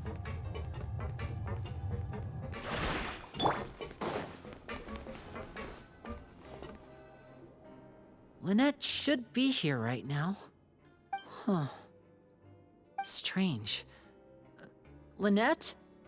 As expected, Sijwin isn't here, but why isn't Lynette here? No, Lynette rarely deviates from the plan. We agreed that if she were to make changes on the fly, she'd find a way to let me know.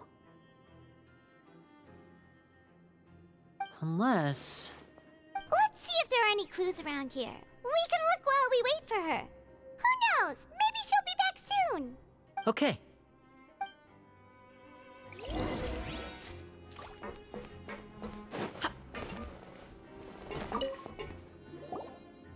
Ah, this is it! We saw it before!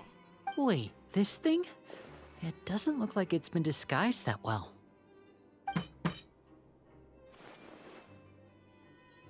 The space behind it is empty. From its size, I don't think it's an entrance that is meant to be taken apart. There's probably a mechanism around here somewhere. Could Lynette have tried to get inside? But if that's the case, she would have contacted me for sure.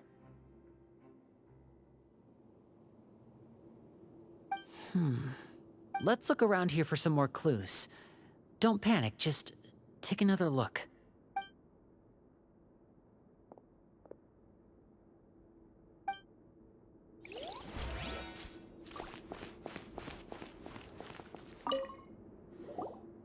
None of the beds have any signs of having been slept in, except that one over there. That's the one Lynette must have used, right? You said she was pretending to be sick.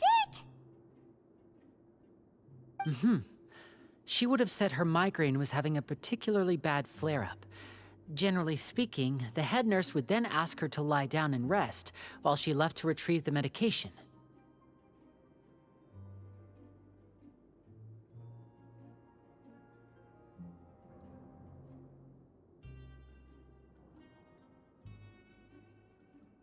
Which means either the head nurse didn't return the entire time from when Lynette laid down up until she left the bed, or the nurse intentionally left it this way.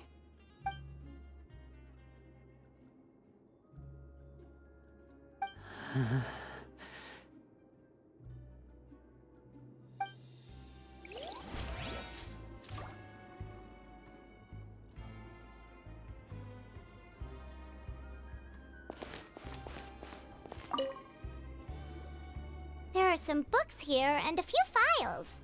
They all look like medical records. Advanced nursing, how to raise the spirit of your patients, a quick guide to the psychology of emotions, and the meaning of laughter. These sure are some interesting books. Who knew Sijwin would be interested in these kinds of things? She even has books on understanding people's motivations and feelings. Is it because she's a Melazine? Or does she have a need to understand her patient's emotional state? Seems quite normal to me. These are skills that would come in handy for a nurse from time to time.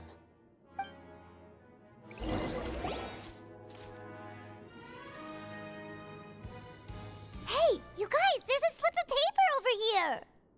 A slip of paper? It's right over here, and there's a bunch written on it too. It reads, out of respect for your usual practices, I'll use a piece of paper or card as the medium to pass on my message. You may consider this as me giving you my best regards. This is... Is that all? The back. This is... Show me! Now! That look on your face. Paimon's reading it now. Would you care to guess where Miss Lynette of the Fatui could be right now? No. Could she have... Is she already... Writhsley. Did he deliberately leave the infirmary unguarded to use it as bait? Wait, you mean he was aware of our goals from the very beginning? But why? We didn't run into any trouble last time, time, and he also never reached out to us since.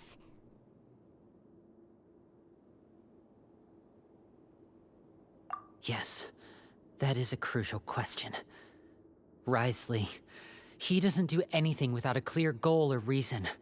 So this means he had no concerns about your activities from the very beginning. You're not from the same camp as us. You were sent down here by Nervulet, so you have no conflict of interest with Wriothesley. We're a completely different story, though. I'd like to know that, too. Why did he only go after her? Don't panic. Just think everything over. I have to stay calm. This is not like what happened last time. The situation's different now. Wait, you're right. Wait, but that means the fact that Fremine was able to leave the grounds. Could Wriothesley have let him go as well? But what does he gain by letting Fremine leave like that?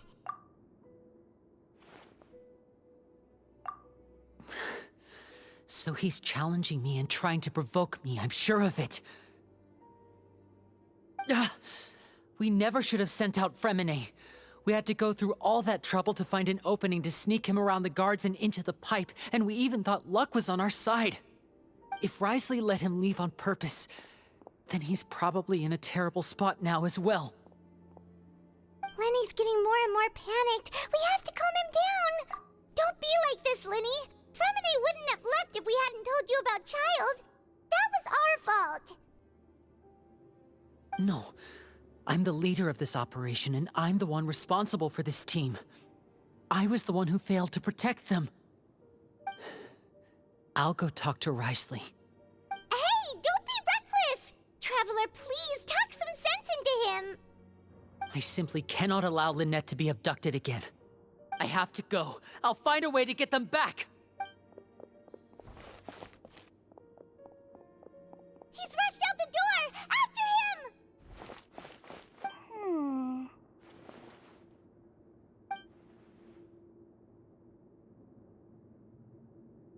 Right. I feel like we still have some room to make changes on these details. It's not impossible, but it'll require extensive testing. Is that so? Very well. Then please be mindful of the time. Huh? Is someone? Pack everything up. Whoever's outside is eavesdropping. They'll probably come in once we stop talking. Someone! Please help! She's sick! Whoa! Are you okay? These two. As expected, they've already found this place. Oh, they are quite sharp. What a delightful turn of events. I like smart people, but I also like playing dumb. I like the feeling of being trusted. Oh my! What's wrong, little one? There's no need to panic. Take a deep breath before you begin. Being able to read human expressions is quite the useful skill. Lenny! Wait! It's no use. We have to catch up to him.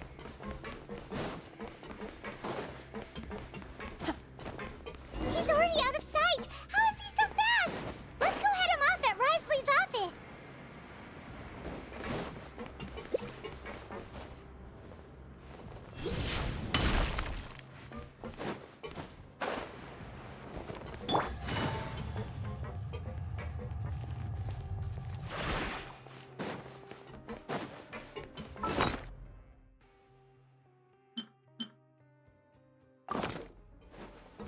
Take it easy.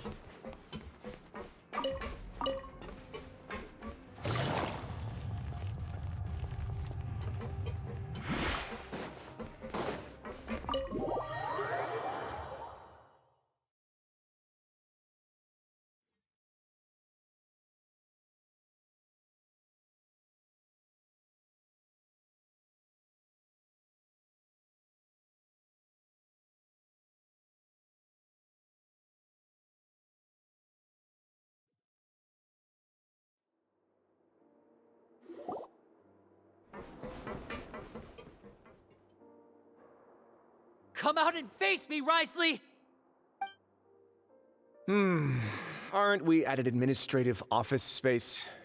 Why don't you at least try to follow even a couple rules from the fortress's indoor management regulations? What did you do to my sister? I ran into the young miss at the infirmary. I'd heard that she was suffering from quite the migraine, so I decided to invite her over for a cup of tea. I do have some teas in my collection that can work wonders against such an illness. Stop joking around! Where did you take my siblings?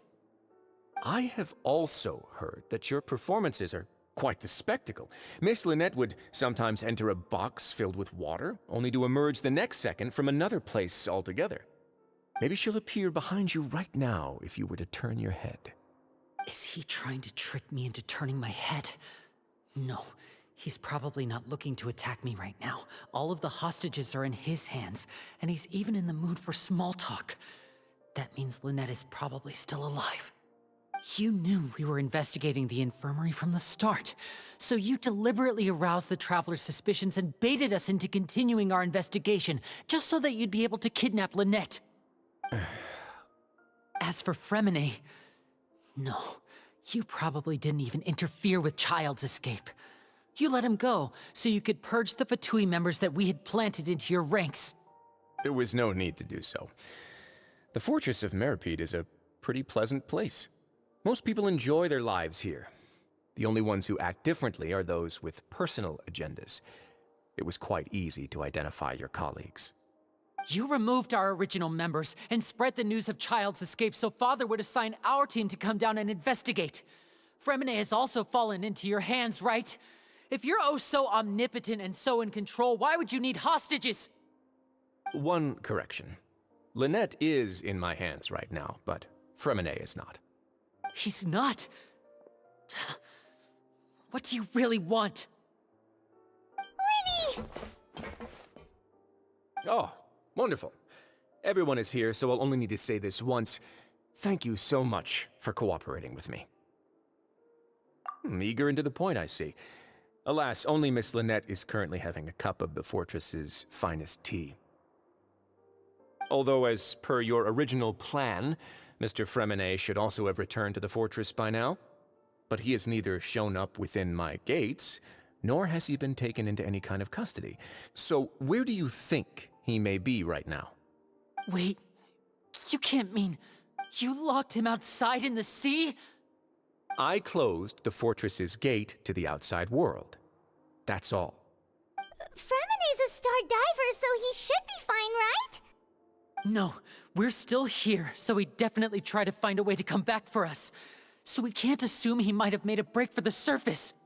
But why would I do this, you may be asking? To have an audience with you, of course. My intel tells me that Mr. Linney is a great magician, so it's only natural for me to want to have some cards of my own when it comes to negotiating. Besides, I do recall you mentioning to Miss Lynette that you've always wanted to have a face-to-face meeting with the Lord of the Fortress of Meripede, regardless of whether it was in a personal or a professional capacity. Well, you got your wish.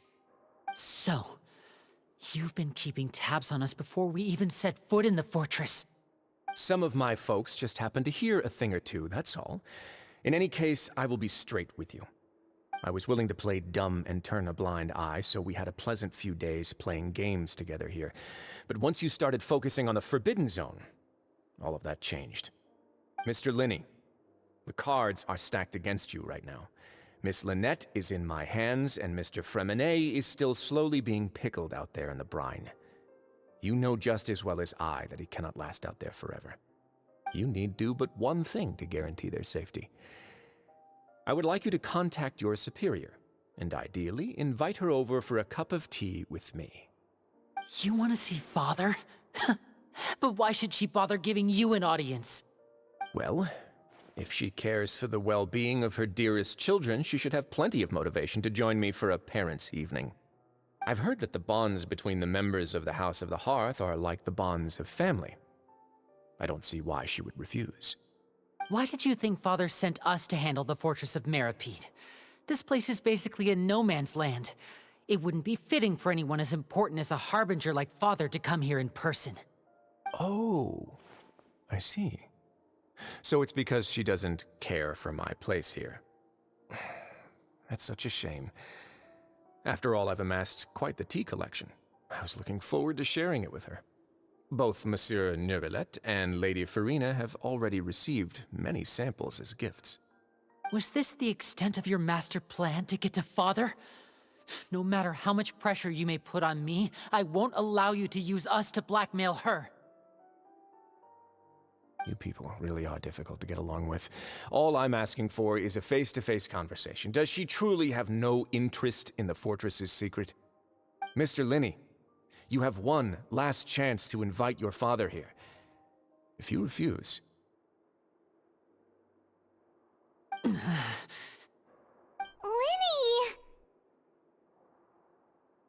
Instead of asking why I'm doing this, why don't you try to see things from my perspective for a second? From the very beginning, the Fatui has been actively infiltrating my fortress. I gave you a warning by cutting off the first few operatives I found, but that only caused you to double down. Had you given up on the fortress then and there, I'd have no reason to want to talk. Mr. Fremenet left the fortress on his own, and Miss Lynette tried to pry out my secrets right in front of me. No matter how you look at it, the responsibility for this falls on you. I shouldn't ask Father to do anything because of us. 6, 5... Wait, 2, 1. Time's up. It really is a shame, Mr. Linney. Risley! Negotiations have broken down. Please leave, ladies and gentlemen. It's time for my afternoon tea. Yeah, listen to the Traveler. If you can't talk to Linny, can you at least talk to us? You do realize that I'm only letting you go because of Neuvillette, yes? You're here helping him out, and I've already done my best to stay out of your way. But that doesn't mean you can just do whatever you want. The fortress may be small and remote, but it still has its own set of laws.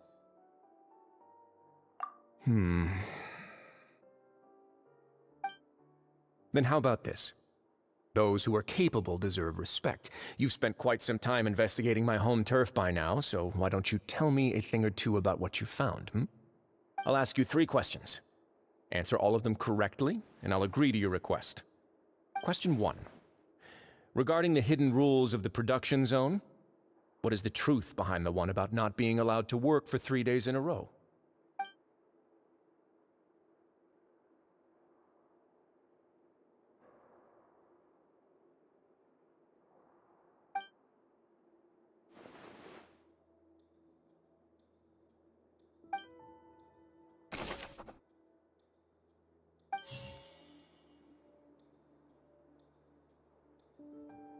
The research note said that the Melusine race perceives the world very differently from humans. According to Collins, the Pancration tournament only took place because the Fanta company sponsored it. I've been told that the infirmary is always empty for the half hour just before lunch. But what could Sigewinne be doing during that time? We often see Miss Sigewinne observing the prisoners at work near the production zone.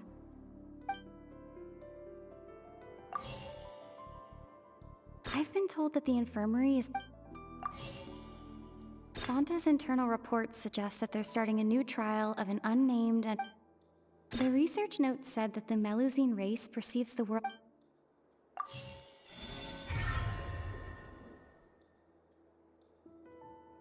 So that's what's going on. Paimon understands it now. Who would have guessed? The hidden rule of the production zone. People are not supposed to work 3 days in a row, and if they do, they'll get strange meat in their welfare meal. At first we thought this strange meat must have something to do with the people who disappeared, but in reality, they were all prepared by Sigewinne, the head nurse. She often visits the production zone to observe the workers' health and makes a note of anyone who has worn themselves out after 3 full days of work. Out of her sense of duty as the head nurse, as well as her genuine concern for the workers' health, Sigewinne visits the cafeteria right before lunch and cooks an extra dish for those who can use the stamina boost. Sigewinne has only the best intentions with her surprise gift and doesn't want anyone to find out about what she does. However, unfortunately, Melusines as a race perceive the world differently from humans, and their sense of aesthetics is even more alien to us. The recipients of her lovingly prepared special meals cannot taste the care within and usually just freak out. Are we on the right track? Not bad.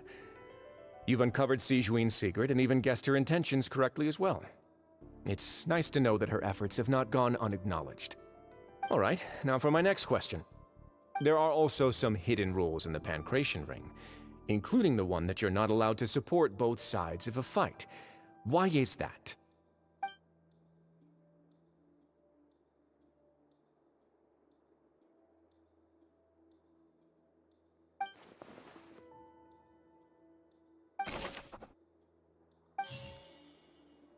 Fonta's internal reports suggest that they're starting a new trial of an unnamed and unpackaged product. But the product has to undergo a trial because even Fonta's own employees have a lot of reservations about it. The Fonta promoter has been... According to Collins, the Pancration tournament...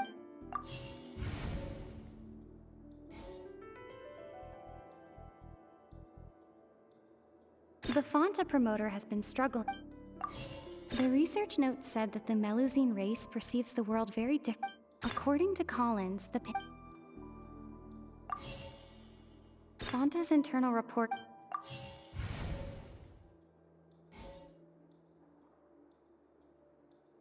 According to Collins, the Fonta's internal reports suggest...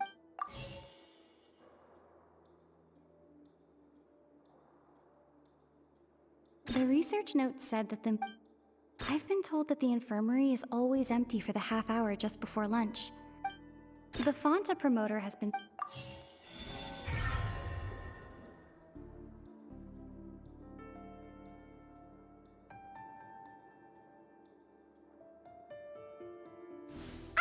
Paimon gets this rule too now, so there really was nothing to be afraid of. That hidden rule of the Pancration Ring is about how, people are not supposed to bet on both boxers at the same time. And if they do, they'll receive a package containing a strange, blood-colored liquid. People get scared when they see it because they've subconsciously begun to associate it with the missing boxer. But really, it's just a bottle of the latest yet-to-be-named and packaged new Fonta trial product. A blood-red drink. It's no wonder even Fonta's own staff were questioning the company's decision-making. The company, facing backlash from its own staff, decided to try to trial the product on a smaller scale, to see how it might be received by customers. They came to the Fortress of Meropide and offered to sponsor the Pancration tournament so they could push their new product. But the Duke completely refused to even entertain the idea. The Duke, knowing how valuable coupons are in the fortress, knew that only total idiots who didn't understand their true value would bother buying a Fonta product here.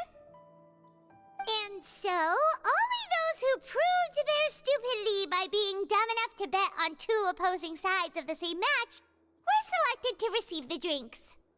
I acknowledge the effort you've put into bringing the truth of this mystery to light. Although, based on your description, that Fonta promoter is a bit too careless with his words, I may just reconsider my collaboration with the company. All right, and here's the final question. What's the secret behind our head nurse and all of her patients in the infirmary?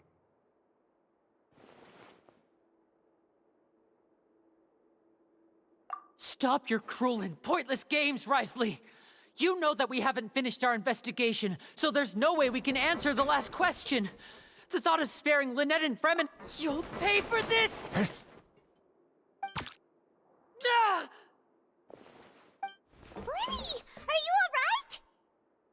Oh, close one. I owe you, Sigeween. That was a fantastic shot. It was nothing, Your Grace. Sigeween? Though this gun may look like a toy, it's actually fully functional, as I just demonstrated. Sigeween... You... Not at all. I am merely a resident of the fortress, and thus protecting it is my duty. When Monsieur Nervulette asked me to come here, he told me that my job would be to take care of the well-being of everyone here. I am merely discharging my duties. But if you mean what you just said, then isn't Linny someone you should be looking after as well? Isn't he a resident here just like the rest of us? But I really am just doing what Monsieur Nervulette told me to do. Everything I did, I've done to protect them. Had I not, they would be in far more dire straits right now. His Grace knows it too, right? Your Grace? Mind proving my innocence to them? My dear Sigeween, whatever shall I do with you? Would it have killed you to just wait another minute or two? Well, it's nearly time after all. The way you do things can be truly frustrating sometimes, Your Grace. I figured I should try to talk some sense into you. What are you talking about? What time? Take me if you want, but let them go.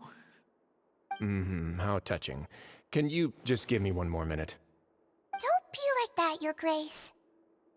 All right, everyone, calm down. 2 more visitors will be arriving any time now.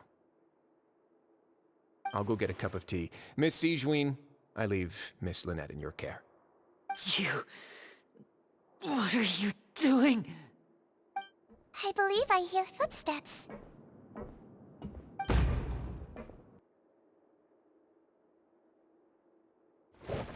Some space, please. Ah, Miss Clarande. My door. Fremine... Fremine... What's going on? What is Clarande doing here? Work. I'm sorry about shooting you, Mr. Linny. The tranquilizing effect will begin to wear off soon. Please take it easy in the meantime, though.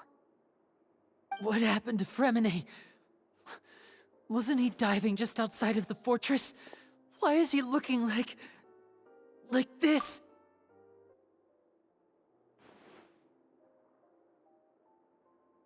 A flushed face, an accelerated pulse. He must have consumed primordial seawater. What did you say? Please, make some space. I'll need to give Mr. Fremine a more thorough checkup. Your Grace, I'll leave the rest to you. I'll talk to Clarande while you get Fremine to where he needs to be. Everything else can wait.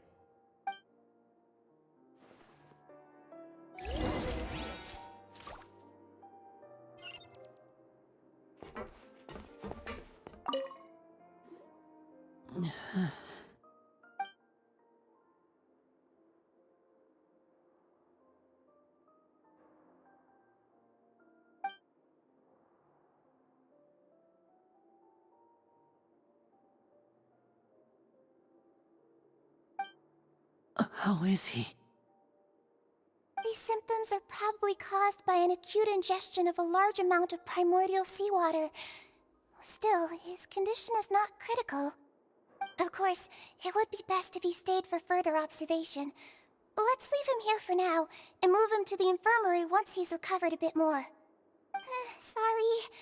I am aware that the infirmary may not be your favorite place in the world at the moment. We do only have a single clinic in the fortress, however. Why would he ingest a large amount of primordial seawater after leaving the fortress? How could that possibly happen? Please, look after Mr. Fremine for the moment. I'll go fetch some medicine and a respirator. Oh, I'll bring Miss Lynette back with me. Where is she? How is she right now? Oh, she just took a nap in an empty room after I tranquilized her. If my calculations are correct, she should also be waking up right around now. You might not believe me, but His Grace and I actually made some snacks and tea for her.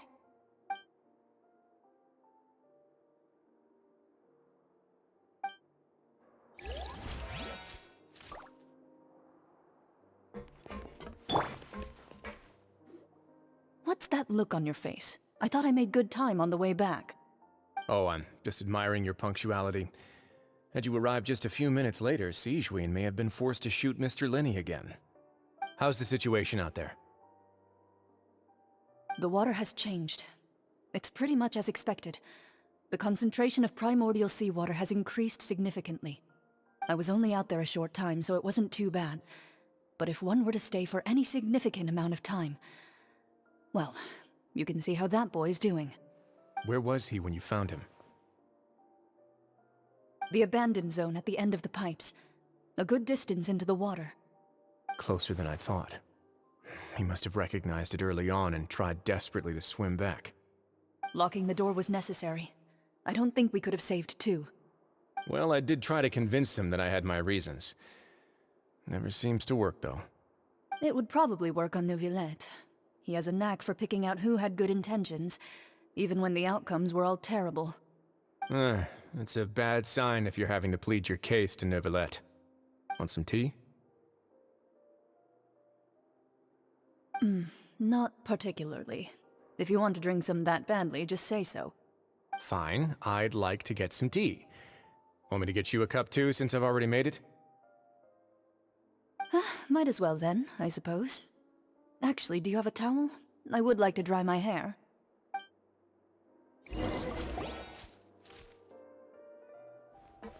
Lenny, are you okay?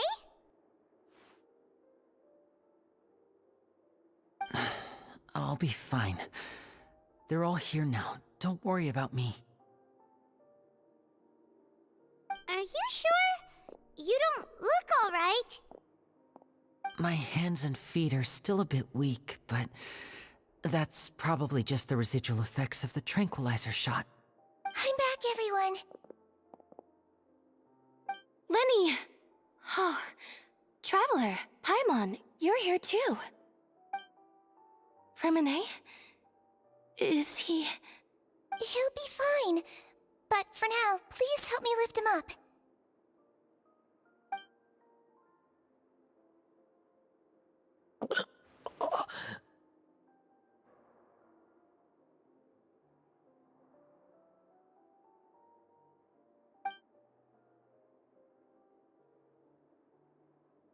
His breathing's beginning to slow down. Give me a hand and help me get him to the infirmary. Yeah, I'll take him from this side. Lynette, together? On it. Traveler, you seem pretty worried about him. Want to come with us? The Duke and Clarande are gone. They probably went to get some tea. The Duke will explain the truth in just a bit. Miss Clarande will need a break, since she only just returned from rescuing Freminet out of the sea.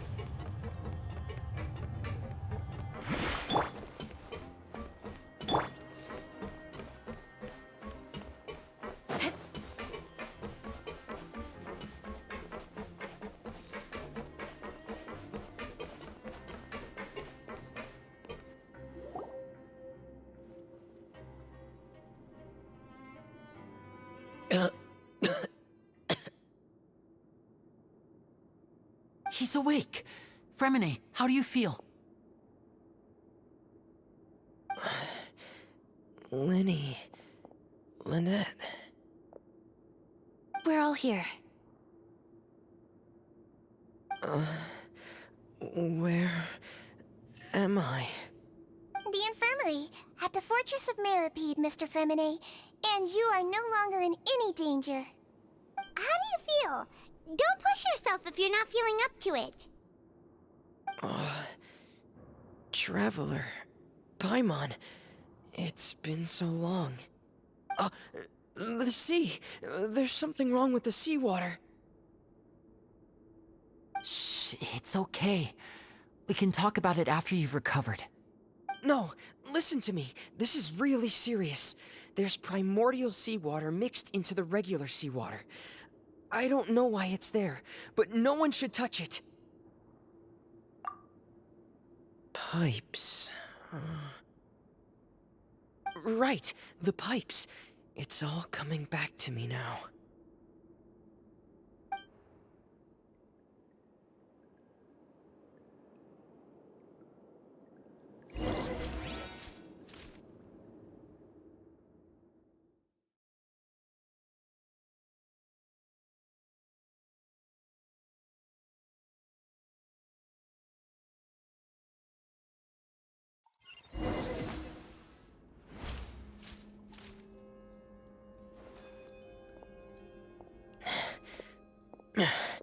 I'm in.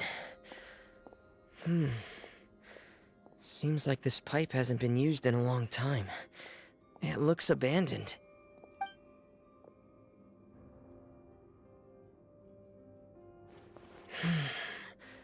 Where could Master Child be?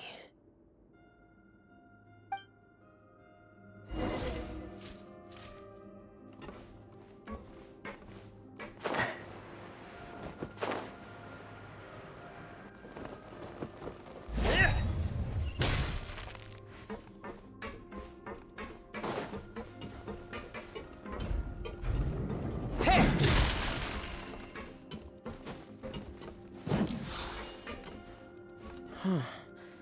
This mechanism looks like it's been tampered with. Could he have done it?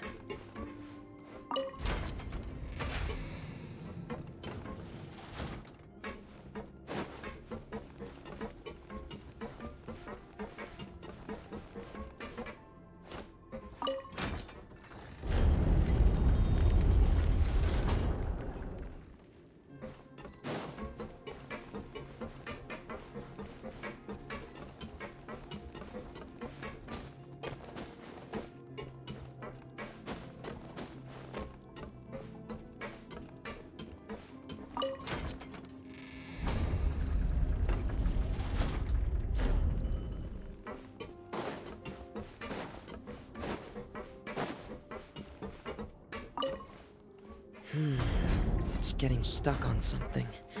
Seems like I'll have to avoid those obstacles while I turn it.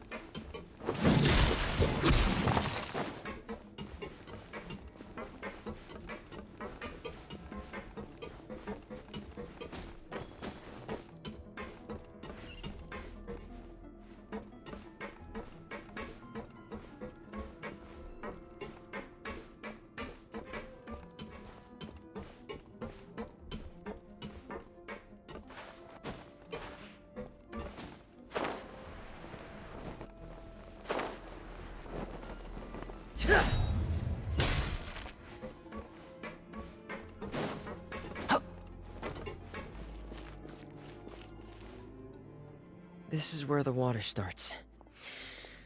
Okay. Master Child probably dived into the water. I'll go take a look as well.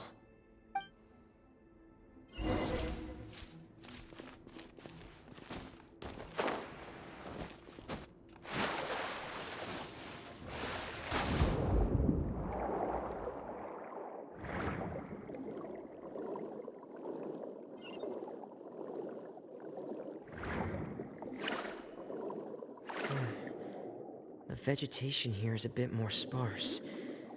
These traces aren't natural. A person must have left them, and recently.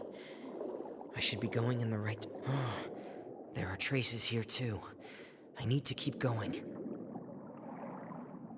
Huh? The traces are gone. But I don't see where he could have gone from here. Wait. What the...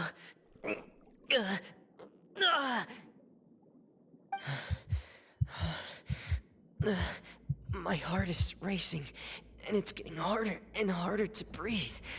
What's going on? No good. I have to get back. They still don't know anything about what's going on. If I turn back right now, I should still be able to make it.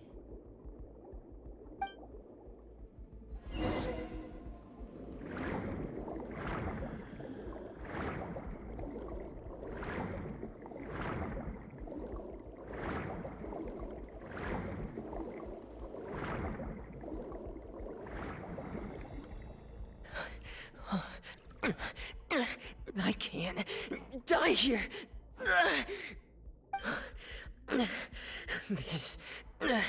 This is bad. I'm feeling worse and worse, and I'm still underwater. I have to push on.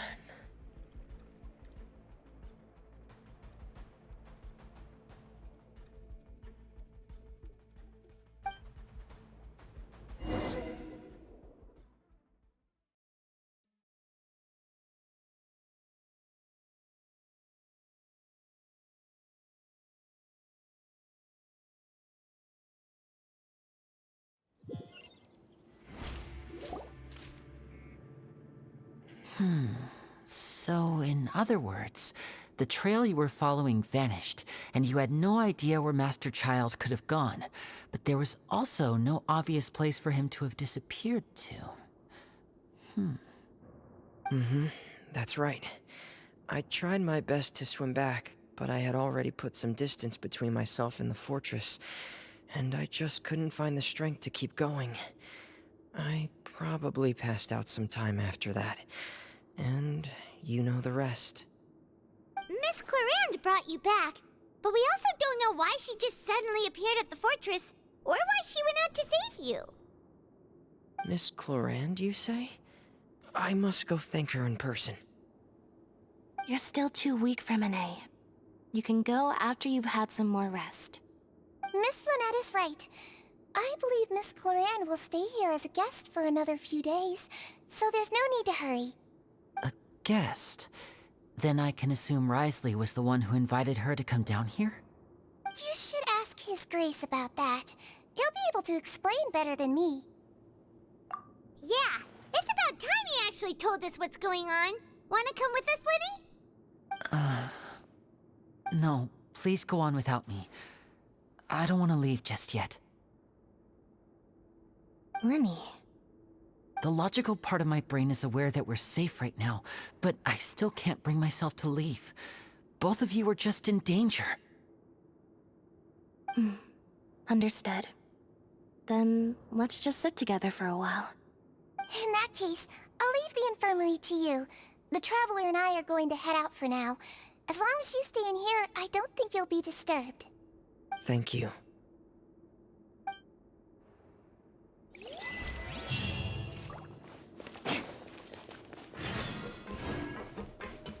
Crush!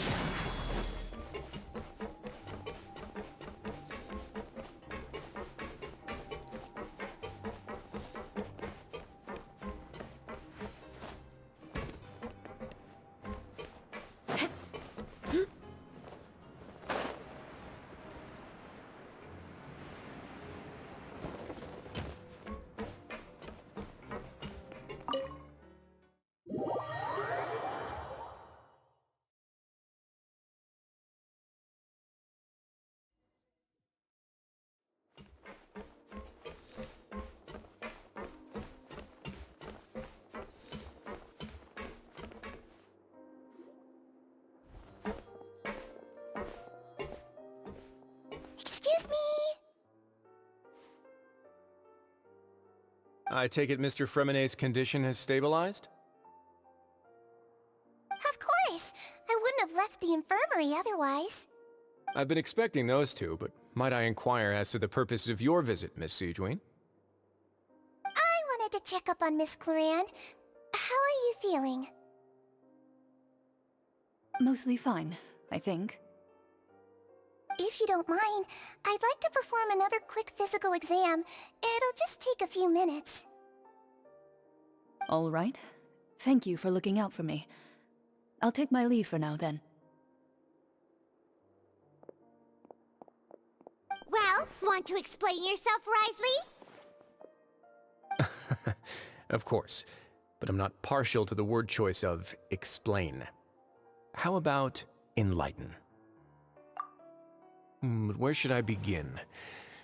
How about you start by asking me any questions you have? You can start with whichever one you'd like to get answered the most.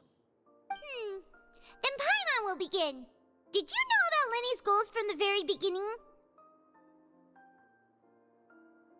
No. I just knew they were Fatui operatives sent to the fortress by the Knave. As for their specific goals, I only figured those out as you made progress on your investigation. You managed to monitor and stay ahead of them even though you didn't know what they were trying to do? They came here with ulterior motives. I'm quite adept at discerning what that kind of behavior signals. Initially, I thought their goal was just to investigate Child's disappearance. Linny suggested that I had deliberately let him escape, but in truth, I didn't really do anything special to help or hinder him while he was here. Everything he did, from finding helpers to leaving this place, he did on his own. Of course, it's inevitable that the Knave would make a big deal out of her fellow Harbinger's unexplained disappearance. I'm also quite curious about where that Harbinger went, so I figured I might as well let the Fatui do their own investigative work. All I care about is the answer. So you were hoping Lenny's group would just do your work for you! You make it sound like that's a bad thing. Unfortunately, things didn't go as planned. I assume that Fremonet has told you already the ratio of primordial seawater around the fortress of Meripede is on the rise. The Forbidden Zone has always been Linny's target, and you got roped into that investigation after running into him. I began to intervene out of concern for your safety, and also to prevent the fortress from becoming entangled in more irksome matters. Are the rumors true? That you're also a former criminal? Now, why would you put it like that? Isn't staying here all day and serving as the manager of the fortress a kind of sentence unto itself? Another form of prison? I just happen to have some support from the rest of the inmates. That's all. Oh, right! Paimon wanted to ask, who invited Cloran down here? Me, of course. I paid her good mora to come down to the fortress for some field work. As a champion duelist, Miss Cloran could be considered to be an independent party. I needed to find an exceptionally capable person to help me get through the impending crisis. And saving Fremonet was part of that crisis? You can think of it like that, yes. Credit where credit is due, that boy is quite adept at diving. Had conditions not been as hostile as they were, he probably would have found the missing Harbinger already. That's not something you should be asking after. Neuvillette only asked you to investigate Child's whereabouts. All I need to prove to you is that the Forbidden Zone had nothing to do with the Harbinger's disappearance. That should be clear now that you've spoken to Fremonet. But we've already uncovered that there's something wrong with the infirmary, and we've answered a bunch of questions that you threw at us. Isn't it about time that you answer our last question in return? You make a compelling case.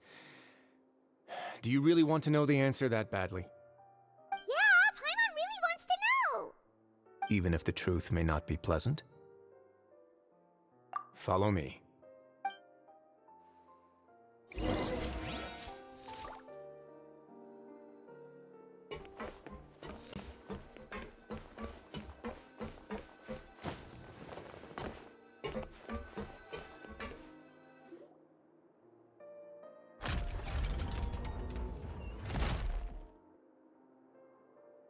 There's a hidden door here? And a whole basement behind it? Huh. You're pretty good at Risley? It seems you've forgotten just what kind of place the Fortress of Meripede is.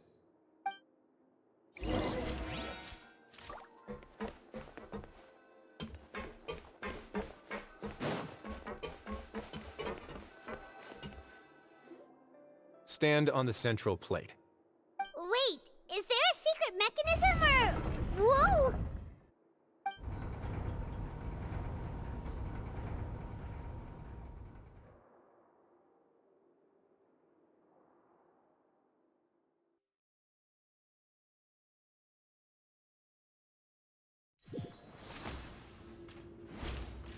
So, this is the Forbidden Zone? Honestly, for a place so well hidden, Paimon sure doesn't see anything special. What a huge door! There are 3 such isolation gates in total. Generally speaking, I'm the only one who's allowed to go inside. Hence the name Forbidden Zone. Am I correct to assume you're going to run on back and tell your little Fatui friends everything? Well, Paimon wasn't thinking of keeping anything from them. Well, I'd advise you wait until you've seen the whole truth of this place for yourself before deciding whether or not to tell them.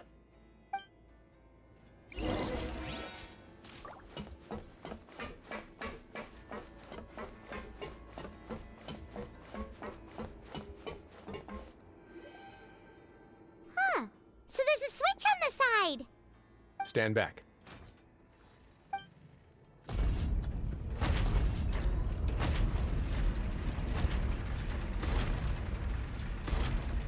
Whoa! They all just went up one by one! Go on, have a look.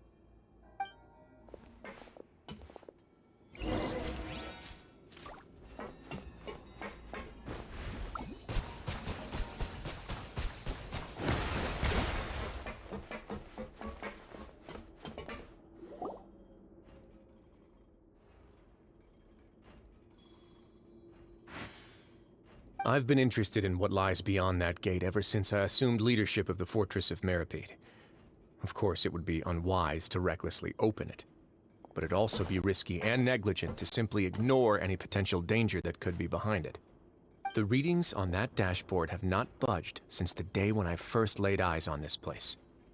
But over the past year, the needle has crept upwards from its original position, likely because some parameter it's been tracking has changed, if only infinitesimally.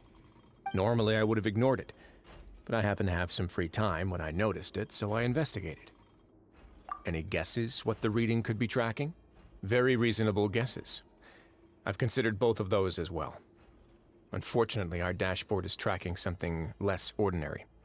The temperature should vary with weather and climate changes, so for something that rarely shifts, the water pressure is more likely. We ran a few tests to increase the pressure from the outside, but the readings didn't change at all. Later on, a few more possibilities occurred to me, such as a potential connection with the primordial sea. I began to make a few preparations based on that hypothesis. Over the past few days, the needle has moved again. With that, and the symptoms that Fremine displayed after leaving the fortress, I can now confidently conclude that the readings represent the concentration of primordial seawater in the seawater nearby. The concentration of primordial seawater?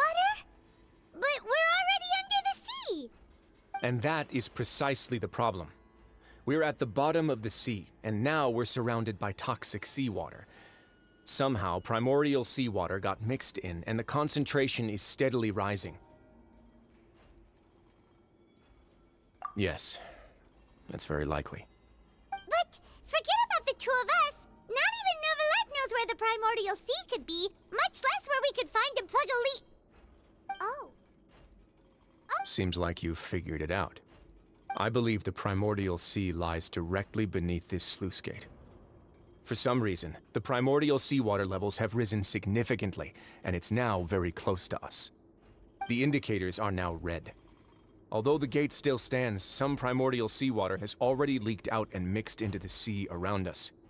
If this continues, soon it will no longer be able to hold back the primordial sea at all.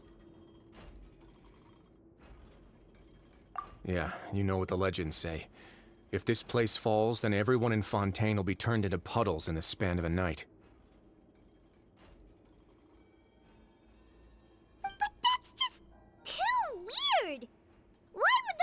of Meripede be built right above a sluice gate for the Primordial Sea? Who built this place anyway? Your expression tells me you think this might be part of a vast, complicated conspiracy. To be honest, you might find the actual answer may be exceedingly boring. It's just that the secret of the Forbidden Zone had been long forgotten by the nation before I rediscovered it with my research. There's no single founder of the Fortress of Meripede in any traditional sense. What we know about its history has been left to us by the people who used to live here. When the previous Hydro Archon, Egeria, ruled the land, all convicted criminals from Fontaine were exiled. The people drove the criminals away like a wolf pack chasing away the banished. The criminals received no sympathy of any kind from the people. They were exiled to the desolate seaside, where they experienced only pain, struggle, and the bone-chilling cold. Some of them began to repent, and prayed to the Hydro Archon, asking if there was still anything they could do. The Hydro Archon took pity on them, and said, "You may go guard my secret, deep underneath the waves." And so, leaning on the power of the Hydro Archon, they gathered underneath the sea and began to build a fortress. They became a community down there in the deeps, and over the years helped it to grow. As the number of exiles increased, more and more people joined the community. When the first group of exiles died, they left the yet unfinished fortress to their successors. The Hydro Archon continued to lend her support, allowing the fortress and what it stood for to continue growing ever larger. Before long, this dark underwater fortress became the sinner's only home. And with that, the people here stopped referring to the fortress as a prison. They saw themselves as repenting sinners who would regain their freedom once they had sufficiently redeemed themselves. But as time went on, people also realized that the fortress was a lonely place. Once they had gotten used to life here, they could no longer feel comfortable living in the overworld. Once they had finished serving their sentences, some people left and some others chose to stay. They'd find some idle position and let their withered souls fade away with the ancient secrets of the past. After many, many centuries, few people still remember the reason for the fortress's founding. Now they just see it as an integral pillar of Fontainian society, as the place where criminals deserve to be sent. Now and again, researchers manage to break one law or another and live out their days in the fortress. I learned all this from an elderly historian. Everyone else just thought he'd made it all up. But now you know every part of that history is true. Indeed. It's just as the prophecy says. If this gate fails, then everyone will be dissolved into the sea. To be frank, not really. But sadly, that hasn't stopped this prophecy from proving all too accurate. Prophecies are troublesome things. Just hearing one will create the first wave of panic. Seeing signs of it will bring about the second, and actually witnessing it in real time, the third. Let's go somewhere else. I want to show you something.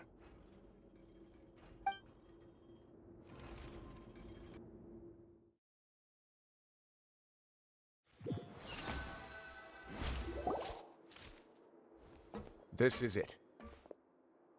Your Grace, perfect timing. The results from our last round of experiments have... Wait, Jurier, he's not alone! Huh? Lorvine and Jurier? No need to panic, you two. I've already told them about our plan. What? After you warned us not to tell a single soul about any of this? I'm skeptical as well. Are you sure they are trustworthy? The results speak for themselves, don't they? These two may already know more than you could ever imagine. All right then, if Your Grace insists. They seem harmless enough, so I'll trust them for now. Well, how about some reintroductions? This is Jurier, one of the highest-ranked researchers from the Fontaine Research Institute. He used to work under Edwin. I trust that you've heard of Edwin? Good.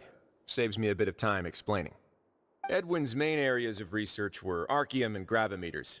As his assistant, Jurier is quite familiar with them as well. I hired him to be my technical consultant. You want to blow up the Fortress of Meripede? Ah, what a lovely idea. I'm already imagining it in my head. Gotta admit, I'm tempted as well. Guys, focus! Focus! That taskmaster over there is Miss Lorvine, and is also one of my technical consultants. While Jurier used to be Edwin's assistant, she used to be Jurier's assistant. Ooh, are they together? See, everyone keeps asking this question. Are you too sure you're not a couple and just using your work as a convenient cover?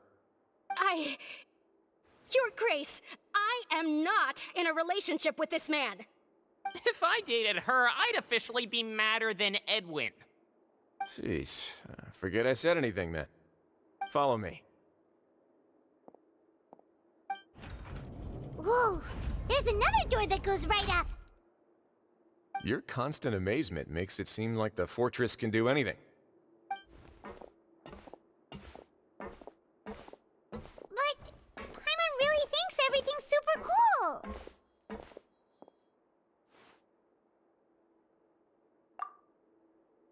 Well, let's spice it up a bit. And here you go.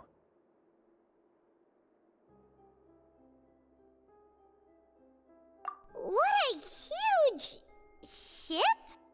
This is also a production zone that Paimon's never seen before. What's going on? How much do you know about Fontanian history? Not much at all. Well, then maybe you haven't heard the story of ancient Lemuria. To give you a quick rundown, Fontaine used to be ruled by the Lemurian dynasty. According to legend, the Lemurian king Remus came to this land after being inspired by divine revelation and found the seer Sibila, who had taken on the form of a golden bee. Taking the golden bee with him and riding on a huge ship, the Fortuna, he created his nation above the surging waves. He called his nation Lemuria and used the Fortuna to incessantly search for new tribes and islands, calling on them to join his empire. There's a ship in this story too? Where there's water, there'll be ships. People believe that hope can always be found at the end of a voyage. Do you believe that too? To a point, I think. As you've already seen, I have a whole factory's worth of labor, materials, and technology at my disposal. Certainly can't hurt to give it a try. So the moment I began to speculate that the primordial sea might lie underneath the gate, I also began this project. Were you inspired by the legendary Fortuna? Maybe. Fontanians need something to hold on to cope with the impending disaster. Were the workers to find out the truth behind this ship, riots would destroy the fortress faster than any catastrophe. As the fortress's administrator, I'd never make such a reckless call. All right, that's enough talking for now. I'll need another 3 cups of tea to soothe my throat. Do you have any other questions? Seems like you're good. Come on, I'll take you back.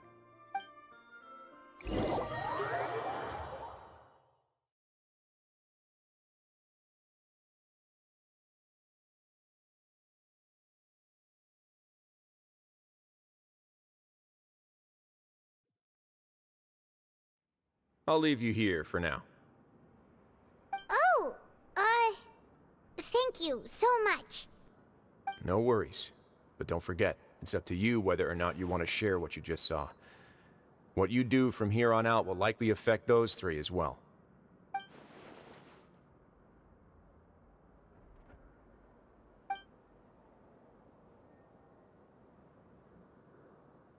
Yeah, we'll put a lot of thought into it for sure. Great.